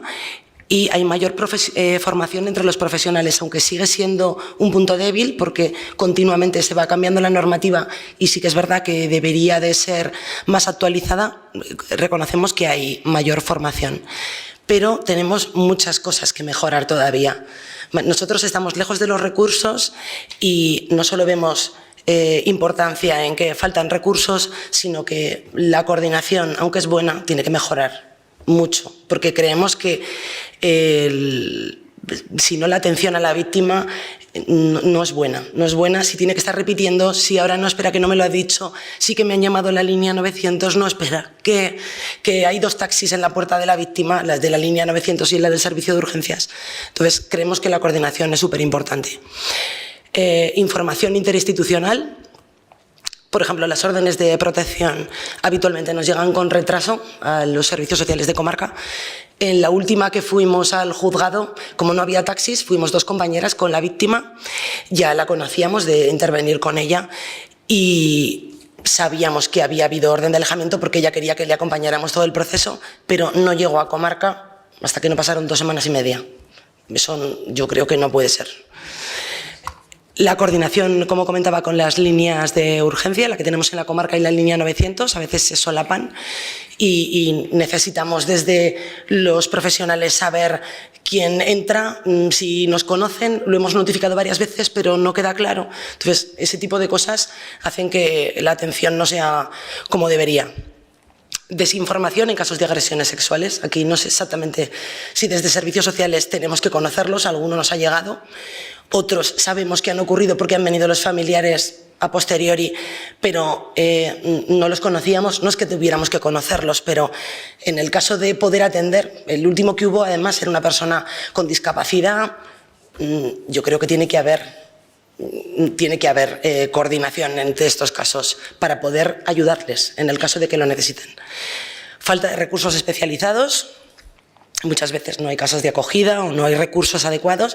En este caso se nos ha dado varias veces que víctimas con problemas de adicciones o de salud mental se quedan fuera de todo. Lo que comentaba la compañera con personas dependientes, con personas con adicciones, claro, para nosotros el caso como lo atendemos clama al cielo porque no conseguimos, con todos los recursos que hay, con todas las personas implicadas, no conseguimos dar solución a esa persona. Entonces, creemos que eso tenemos que mejorarlo. Dificultades de movilidad. En el entorno rural no tienes transporte habitual para ir a juzgados, para ir a puntos de encuentro, cuando hay menores y hay relaciones tóxicas en las que necesitas de tener un coche para ir a Teruel porque lo más cercano es al Cañizo Teruel, entonces estás ahí en medio de la nada, no hay transporte y hacemos lo que podemos entre los que estamos. La movilidad laboral entre los profesionales para nosotros siempre había sido un punto fuerte, los profesionales que trabajamos en el entorno rural, todos, pero es verdad que desde hace unos años están cambiando. La Guardia Civil cambia mucho, el trabajador social del centro de salud cambia todo. Entonces, eso también dificulta, porque incluso a la hora de relacionarnos, hay veces que llamo a la Guardia Civil y tiro del que estaba antes para que me dé el aviso de quién es el que está ahora, porque es verdad que eso dificulta en el día a día. Es un destino de perro, mucha movilidad. Mucha movilidad, sí, pero en todas las profesiones. Esto es una crítica para todos, quiere decir que no es solo... Es que estamos hablando de recursos, pero en depende de qué entornos, creo que la coordinación es lo más, la base. Y como esta exposición se la he presentado a las compañeras esta mañana para que pudieran aportar y pudieran ser objetivas y poner críticas y estas cosas, justo hoy la psicóloga ha comentado que durante una atención a una víctima esta mañana de violencia de género, su dispositivo Cometa, que suele ser un dispositivo maravilloso, le ha pitado 5 veces. O sea, porque yo creo que han dado parte a su delegación. Es una señora mayor, además, porque como hablábamos de que el entorno rural hay mucha gente mayor, hay mujeres que dicen hasta aquí y con un poco de empoderamiento salen de esto. Entonces, hace poco le pusieron el dispositivo al exmarido y le han puesto 11 kilómetros de círculo en el entorno rural. 11 kilómetros, vamos, te pita constantemente. Entonces, es bueno, pero en el entorno rural puede revictimizar. De hecho, me ha comentado la psicóloga que lo pusiéramos porque estaba con un ataque de nervios la mujer que el día que pase algo, que esperemos que no, pues no hará caso al pipipi. Entonces, pues eso. A ver. Y como conclusiones. Y termino. Los avances son indiscutibles, como han comentado los compañeros. En el medio rural existen unas dificultades que no aparecen en esta normativa, ni en casi ninguna, diría yo. Los programas de sensibilización tienen que cambiar el formato, o eso pensamos desde los servicios sociales, porque es verdad que hay un retroceso en la concienciación y creemos que hay que potenciar la salud mental para toda la población, no solo para las mujeres víctimas, para toda la población, porque nos parece elemental para construir relaciones afectivas sanas y no tóxicas, que es lo que suele ocurrir, e incrementar los programas, no actividades puntuales en educación, sino programas de educación afectivo-sexual, pero en el tiempo, no que vengan 3 veces en el curso escolar, sino que sea algo que esté dentro de la temática del día a día. Y en particular pensamos que la ley es muy buena, es verdad que es relativamente joven, pero ha cambiado todo mucho y 20 años para una ley creemos que tiene que ser reformada de alguna manera. Y Una cosa que solamente que la ley de 2007 de Aragón sí que hace especial hincapié en el entorno rural con medidas concretas que yo creo que hay que poner en valor también. Nuestra ley. Ay. ¿Vale?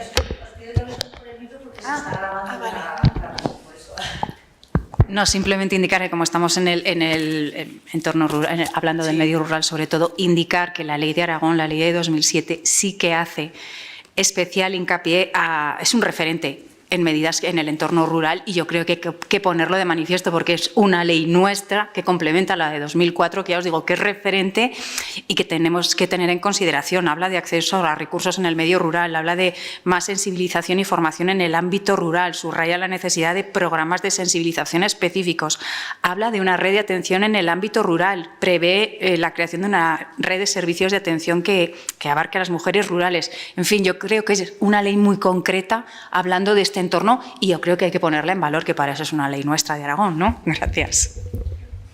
Yo sí que quería comentar, pero bueno, si no dejamos pasar al público por el tema del tiempo y luego retomo la palabra. Voy a ser muy breve. Yo hoy es martes, he venido positiva después del puente. Yo creo que ya hay un avance, estamos aquí. Hay una necesidad de replantearnos muchas de las cosas que hemos hecho hasta ahora. Por mi ámbito profesional he tenido la desgracia de poder entrar en contacto con mujeres que han sido y siguen siendo, porque de esto uno nunca deja de ser una persona que ha sufrido violencia de género. Esto es como, perdón por la comparación, ser ludópata. Uno nunca deja de tener miedo cuando lo ha tenido durante muchos años en su vida. Pero ya que estamos en un espacio casi en casa, podíamos estar delante del hogar y tomándonos un pincho de tortilla, yo sí que me gustaría hacer un aporte, si me lo permitís todas y todos, en base a mi experiencia, lo que las mujeres han relatado delante de mí, el hecho de por qué no denuncian. Yo creo que hemos avanzado, hay sí, se denuncia, pero hay tantas mujeres y tantas mujeres que siguen sufriendo esto en silencio, que es a mí lo que realmente me preocupa. No denuncian por lo que supone el proceso. Lo cuentan no una vez, lo cuentan 255.000 veces. Cada vez que lo cuentan, vuelven a sentir los golpes. Cada vez que lo relatan, vuelven a sentirse violadas. Lo cuentan la primera vez que entran en contacto con un profesional que a lo mejor no tiene nada que ver con el ámbito laboral en cuestión.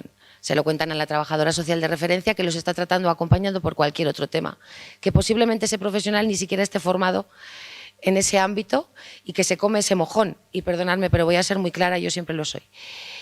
Esa persona se lo cuenta a alguien que está más especializado en el tema. Esa persona la atiende, vuelve a relatarlo y ya cuando decide denunciar, y perdonarme, no todo el mundo está formado. No lo es. Y hay que decirlo también. Y hay que ser conocedor también de eso. No pasa nada. Yo me formé a raíz de lo que empecé a vivir, pero no todo el mundo que toma declaración está formado. De verdad que no. Y siento tener que ser así de clara, pero yo he acompañado a mujeres que han prestado declaración y que parecía que la agresora era ella y la que había cometido un delito era ella. ¿Y por qué no te fuiste? Esas preguntas todavía se siguen haciendo. ¿Por qué no te fuiste? ¿Por qué has aguantado 17 años? ¿Por qué no te fuiste la primera vez que te pegó? ¿Por qué no te defendiste?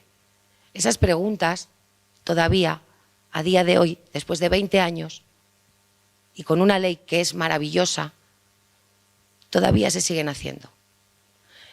Y a mí eso es lo que realmente me alarma, porque esa señora se levanta, se va y decide no denunciar un hecho delictivo que es una lacra y que todavía hoy siguen muriendo 43 mujeres sin que haya terminado el año.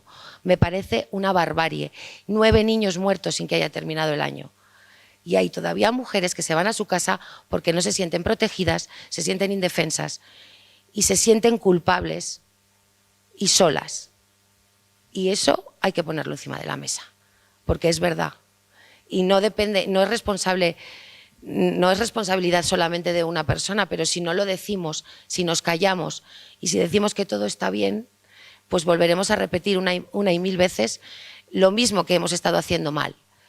Y sí que estamos haciendo cosas mal, porque hay mujeres que tienen miedo y hay mujeres que no se sienten seguras delante de las fuerzas y cuerpos de seguridad del Estado, delante de trabajadores sociales, delante de profesionales de la educación, delante de médicos, delante de vecinas, delante de amigas a las que tampoco les cuentan porque sienten vergüenza. Y creo que hay que hacer un trabajo de fondo que es preventivo y que es en los coles. Sí, hay que invertir dinero ahí y desde luego, como bien ha dicho la compañera, no de forma puntual una vez, sino que esté dentro de los planes de estudio. La igualdad de género debe estudiarse, yo creo que debe estudiarse, porque no hay forma sino... es un derecho que nos asiste a todos como seres humanos, pero la gente parece ser que todavía no lo entiende, porque todavía hay gente que dice que esta ley no es necesaria. Entonces... igual creo que tenemos que irnos a casa y pensar bien detenidamente si esto nos lo creemos o no, porque yo sí que me lo creo. Pero tenemos que empezar a hablar bien desde cada uno de nuestros ámbitos profesionales y aprender a aceptar que no todo funciona bien. Y gracias y perdonarme. Sí, creo que no había ninguna pregunta más. Sí, sí.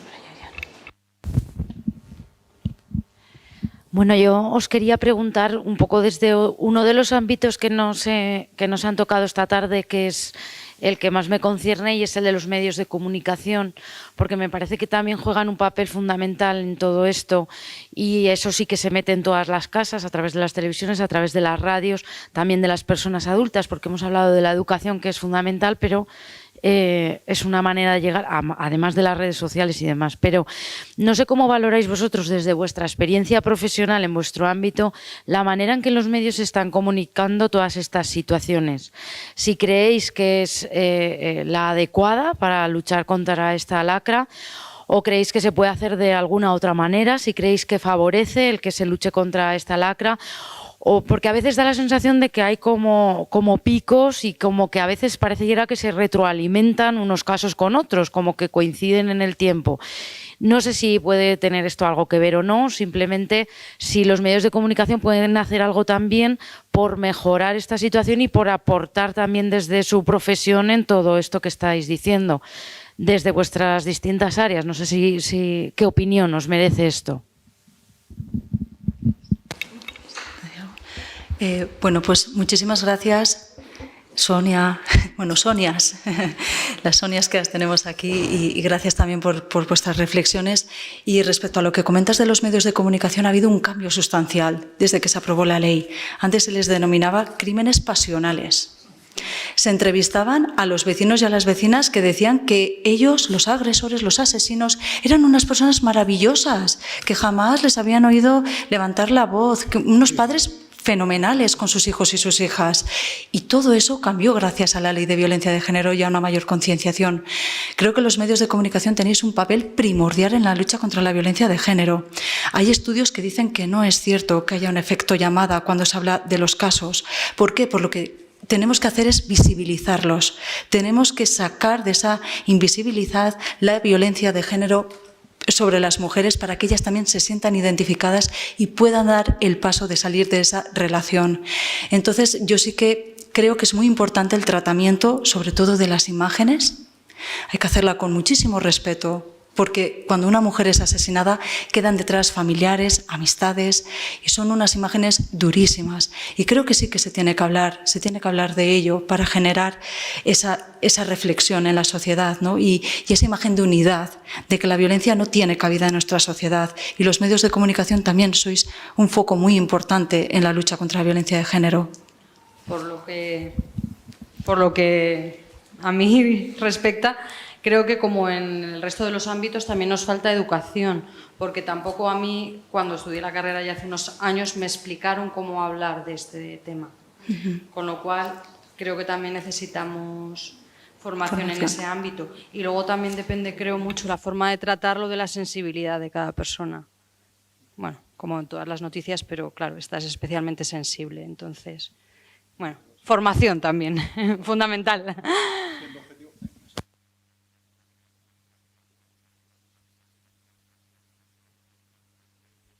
O la forma en la que cada persona pues, pueda entender la noticia, sí que es bueno el hecho de ejemplificar, que la gente sepa lo que pasa cuando se comete un determinado delito. Si en el telediario todos los días tuviéramos 10 minutos explicando los distintos tipos de delitos y a las penas que la gente se enfrenta por ese tipo de cosas, digo yo que eso tendría un efecto, claro que lo tendría, es así. Y con la violencia de género se tiene que ver cosas que a lo mejor por desconocimiento, la ignorancia es nuestro peor enemigo, en este caso, en medios, a lo mejor en el medio rural. Es conductas heredadas que ya van viendo de padres a hijos en los que esto ha sido así siempre y yo soy el que tiene la última palabra y yo soy el que figura con las tierras y aunque tú me des 100 vueltas y eres las que llevas la cuenta de la casa, que al final las decisiones importantes las tomo yo o yo soy el dueño del tractor, etcétera, etcétera, ¿no? Entonces, ese tipo de cosas que luego, si esos comportamientos que son nocivos, que son delictivos, porque son delictivos, se ejemplifican y la gente ve lo que puede llegar a pasar, eso influirá en el comportamiento. Por eso yo coincido con Belén, los medios de comunicación sois esenciales. Nosotros sabemos lo que nos cuentan, porque es así. Pero si nosotros pudiéramos poder publicar todo lo que se nos dice y todo lo que hay y que la gente pudiera saber a lo que realmente se enfrenta luego y saber las consecuencias de lo que está haciendo, porque muchas veces, sabiendo la diferencia, a veces estamos tratando con niños grandes. Es que es así. Entonces, yo creo que es muy importante, muy importante. ¿Sí vas a decir tú algo? Sí. Sí, bueno, yo muchas veces lo he pensado que cuando dicen pasa a disposición judicial deberían de añadir y se enfrenta a una pena de entre tanto y tanto. Luego ya veremos, pero porque siempre me ha parecido que eso se queda muy corto, aquello de pasa a disposición judicial. Y en cuanto a la forma, o sea, que coincido con esto absolutamente. Y en cuanto a la forma de manifestarlo también, algunos medios de comunicación, prensa escrita sobre todo, hace ya muchos años que tienen códigos éticos propios. Pues el primero que lo hizo, o uno de los primeros, no sé, el diario.es, que hace mucho tiempo, bueno, que es una forma en que ese medio de comunicación se compromete a tratar los casos. Y yo creo que eso es importante, que siempre que se pueda, pues que se trate en las propias redacciones y que se diga, nosotros esto no lo vamos a hacer y lo vamos a enfocar de esta manera para dar un paso más.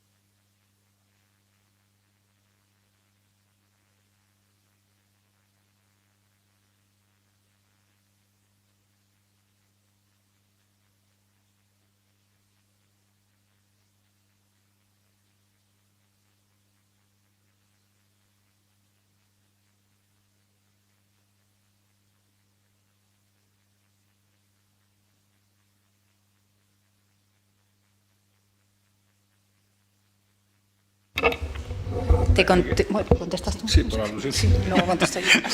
Espera, que tiro mucho, espera. ¿Puedes? ¿O cojo el otro? Yo creo que sí. Sí, mucho. Hay que tener en cuenta también que muchas veces nosotros nuestra función es poner a ciertas personas a disposición judicial y muchas veces hay un procedimiento judicial abierto. También tenemos que tener en cuenta la victimización secundaria, el hecho de que una persona vea reflejada su historia como una voz con eco. Una cosa es eso, que son los datos, digamos, concretos, que a lo mejor pues el investigador, en este caso, no da por recelo, por propia ley de protección de datos o por cualquier cosa. Y otra cosa distinta es saber, en el caso de que haya una condena firme, es a lo que yo me refería también, cuando haya una condena firme o haya una situación que sea ejemplarizante para el resto de agresores de violencia de género, poder coger y dar esos detalles, como decía ella.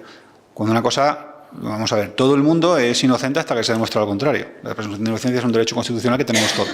Entonces, muchas veces nosotros somos reservados hasta que tenemos todos los elementos de juicio para ponerlos a disposición judicial y al final quien juzga es su señoría. Eso es así, es así. Luego, antes de acabar, sí que yo cuando he estado en la universidad tenía un profesor que era, la verdad, siempre nos ponía cosas para pensar, ¿no? Es decir, bueno, hemos explicado esta serie de cosas y poner una serie de cosas para pensar. A colación de todo esto, lo digo ya y ya está, y así si queréis pensamos todos juntos. La violencia, hay muchas formas de violencia. Yo, por ejemplo, la macroencuesta, estoy esperando la de 2024 con ganas, además, porque la de 2019 me gustó, además, y aprendí muchísimo, porque... Es una macroencuesta que son una encuesta, como su nombre indica, consideraciones de muchas mujeres, de muchas víctimas, que nos abren la mente a distintos tipos de violencia. Y un tipo de violencia que nos dimos cuenta que había algo que chirriaba, la violencia económica. La violencia económica que sufren mujeres, incluso no es la típica mujer sin trabajo, sin recursos, que vive en el polo, no, mujeres con un poder socioeconómico alto, con un estatus social alto, con una carrera profesional dilatada, que sufren violencia económica por parte de sus parejas. Y eso existe, eso existe. Y otra violencia económica también puede ser la violencia, que es una mezcla de las dos, la violencia vicaria, cuando se hace daño a los niños para hacer daño a la madre, y la violencia económica, la violencia vicaria económica. En este caso sería el impago de prestaciones. Cuando hay un convenio judicial en la que esa persona que abandona el domicilio o se va del domicilio tiene obviamente una patria potestad, no tiene guardia y custodia, pero tiene patria potestad, pues sigue siendo el padre de esas personas, tiene que coger y pagar. Entonces, si yo dejo de pagar, mi pareja tiene que coger y sufragar ese gasto, porque yo lo dejo de hacer. Eso es un tipo de violencia. Y es que eso está reconocido, no es una cosa que pudiera ser o que haya aparecido en el año 2019, no. El Convenio de Estambul de 2011 ya lo dice, habla de la violencia económica. Hay un estudio del Consejo General de Poder Judicial, de un comité de expertos, creo que es del año 2015, porque hablo de memoria, que también reconoce la violencia económica. Y tenemos una sentencia del Tribunal Supremo de septiembre del año 21 en la que habla de la violencia económica. Entonces, ese impago de prestaciones, a todo esto, me está contando este hombre todo esto, ¿por qué? Porque nosotros tenemos un procedimiento de actuación. Una persona, vamos a imaginar un caso. Un hombre, una mujer, denuncia a su exmarido porque no le paga la pensión. Eso es un impago de prestaciones. Eso lo recogemos la denuncia y nosotros, siguiendo las instrucciones de la Instrucción General de la Fiscalía General del Estado del año 2005, que es la que tenemos en cuanto a materia de reparto, eso va al juzgado de instrucción, de primera instancia e instrucción, ¿vale? De primera instancia, realmente. Porque aquí hablo de primera instancia e instrucción porque hay interversos juntos, pero sería el juzgado de primera instancia, ¿vale? Y lo conoce un juez X. En el caso de que esa persona, ese mismo impago, vaya acompañado de un acto de violencia de género, o sea, que haya un acto de violencia de género, conocería el juzgado de violencia sobre la mujer, ¿vale? Pero ¿qué ocurre en el caso en el que no haya habido ese acto de violencia de género, en el que la víctima o la que no recibe el pago y el no pagador son respectivamente víctima y agresor dentro del sistema Biogen, reconocidos como en los que ha habido un episodio anterior de violencia de género, de mayor o menor entidad, de este tipo o de otro tipo distinto? Yo sigo las instrucciones de la Fiscalía y yo realmente lo tengo que remitir al juzgado de primera instancia. O sea, va a resolver sobre ese impago una juez o un juez, que lo va a hacer genial, pero que no es la juez que ha resuelto la situación previa de violencia de género. Esas son cosas que hay que pensar. Por eso, como bien se ha dicho aquí, tenemos las medidas, tenemos la ley, pero hay que engranar todo para que todo funcione así. Es lo importante de esta mesa y bueno, tenemos también obviamente una representación de lo que sería el entorno judicial, pero sí que es cierto que es una cosa de todos y son muchas cosillas. Y de estas cosas dirán, bueno, ven aquí a poner, es que hay que quejarse para darse cuenta de dónde están los fallitos. Y son las cosas que se tienen que coger y se tienen que ir, digamos, limando. Y esto yo creo que es una cosa, a mí me chirrió bastante, a mí y a mis compañeras del equipo del IMUME. Estábamos hablando y dijo eso, dice, es que es una cosa muy curiosa, que una cosa que generalmente está reconocida, que desde hace años, del Convenio de Estambul fue en 2011, Estamos hablando que ha pasado tiempo ya, y que sigamos así todavía, y que la encuesta que han pasado ya 5 años de la última, que viene tipo de violencia económica, además, que viene el impago de prestaciones económicas acordadas por convenio judicial como forma de violencia, y que todavía estemos así, pues... Marife quería hablar. No, yo solamente aclarar, hablando de los medios de comunicación, que sois fundamentales, lo fuisteis en los antecedentes de la ley del 2004 y lo seguís siendo a día de hoy. Yo lo que considero es que casi tendríais que estar dentro de esos procedimientos de coordinación. Contestando lo que decías, a ver, muchas veces hay un problema de tiempos. Cuando hay un caso mediático de una víctima de una violación, agresión sexual o de una mujer asesinada por su pareja o expareja, tenemos que dejar también que las instituciones hagan su papel. Las fuerzas y cuerpos investiguen, la delegación del Gobierno envíe todos esos documentos a la delegación del Gobierno contra la violencia de género a Madrid. Todo eso son unos procedimientos y unos procesos en los que muchas veces los medios de comunicación se adelantan. Y sí que es verdad que para nosotros es un problema a veces, porque imposibilita muchas veces que el procedimiento habitual lleve unos cauces normales. A la delegación del Gobierno le preguntan, a nosotros nos preguntan como Gobierno de Aragón, y no es que no queramos daros información, es que no podemos. No podemos hacerlo porque está en un procedimiento que lleva sus tiempos y muchas veces es complicado porque yo entiendo que queréis dar la noticia, pero nosotros estamos en una situación distinta y no es que no queramos dar esa información, es que no podemos, por protección de las víctimas y porque el proceso lleva unos tempos. Entonces, yo creo que tenemos que ser capaces también de que los medios de comunicación entren en esa coordinación, porque va a beneficiaros a vosotros, a nosotros, pero sobre todo a las víctimas que hay detrás, que es a las que queremos todos proteger, sin duda. Yo brevemente, al hilo de lo que decimos de la publicidad, me viene a la cabeza la imagen de Isabelle Pelicot, de esta mujer francesa, y de lo que ha hecho con su testimonio, como un revulsivo a la sociedad, que ha trascendido su ámbito privado y ha sido capaz de ser generosa para poder hacer lo que ha hecho, ¿no? Y me parece que es el ejemplo clarificante de lo que puede hacer los medios de comunicación, en este caso, con un testimonio como este, ¿no?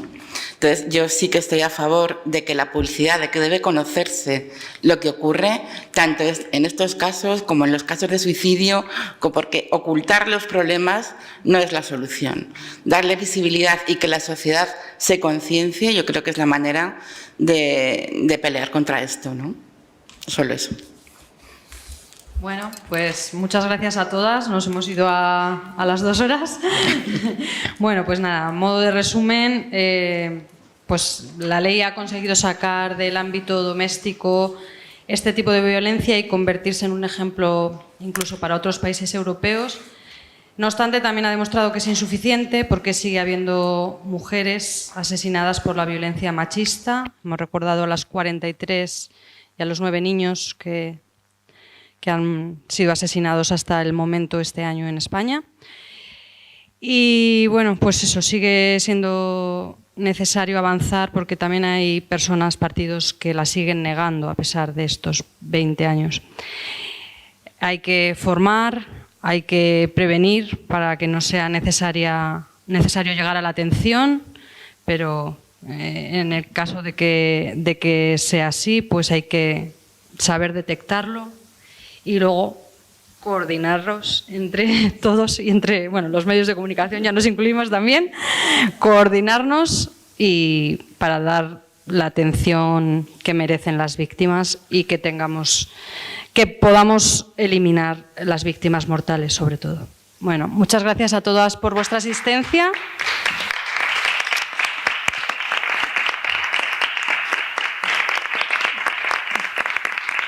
Recordaros que mañana, a una hora más tarde, estará Ana Bárcena y Maribel Abril ahondando en los avances que ha supuesto y los retos que hay de esta ley en el medio rural.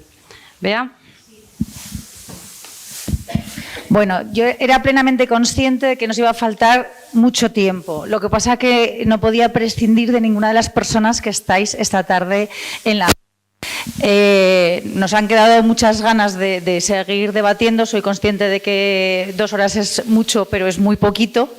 Entonces, el objetivo de esta mesa redonda, junto con las ponencias de mañana y otro trabajo que estamos realizando desde el Servicio de Igualdad de la Diputación Provincial de Teruel, al final va más allá de una jornada o una sesión esta tarde. La intención y el objetivo es llegar a analizar qué ha conseguido esta ley estos 20 años, pero qué retos nos quedan pendientes, sobre todo, y cómo poder hacer que sea una realidad en el ámbito rural. La provincia de Teruel tiene unas peculiaridades muy concretas que suponen un reto para todos los ámbitos que estáis en la mesa, y entonces, el objetivo es ese, crear un espacio de diálogo, crear un espacio de comunicación en el que podamos compartir, pues además de las experiencias, las dificultades y las fortalezas, ¿no?, que hablaba también antes María José. Y os decía al principio de la sesión, de la mesa redonda, que estábamos grabando la sesión porque el objetivo es que esta mesa redonda llegue a mucha más gente, que esta información que habéis trasladado pueda llegar a muchas más personas que a veces no son las que se acercan a una sala en una tarde fría, pero que sí que quieren saber. Y luego, además, recoger todas las cosas que nos habéis aportado para elaborar un documento que nos ayude que nos marque una guía, una ruta para que por lo menos en la provincia de Teruel, que es el ámbito que yo puedo, en el que tengo algún tipo de influencia, ir avanzando, ir, bueno, pues eso, trabajando en la línea de crear recursos, de crear comunicación, de lo que se haya ido detectando. También quiero pediros que algunas ya han participado, pero a los que todavía o a las que todavía no habéis participado, sí que quiero pediros también que participéis en una entrevista más personalizada para terminar de sacar toda esa información que esta tarde no hemos podido, que la realizará Maribel, una de las ponentes que mañana va a dar unas pinceladas de un poco el estudio y el análisis que estamos haciendo en la provincia.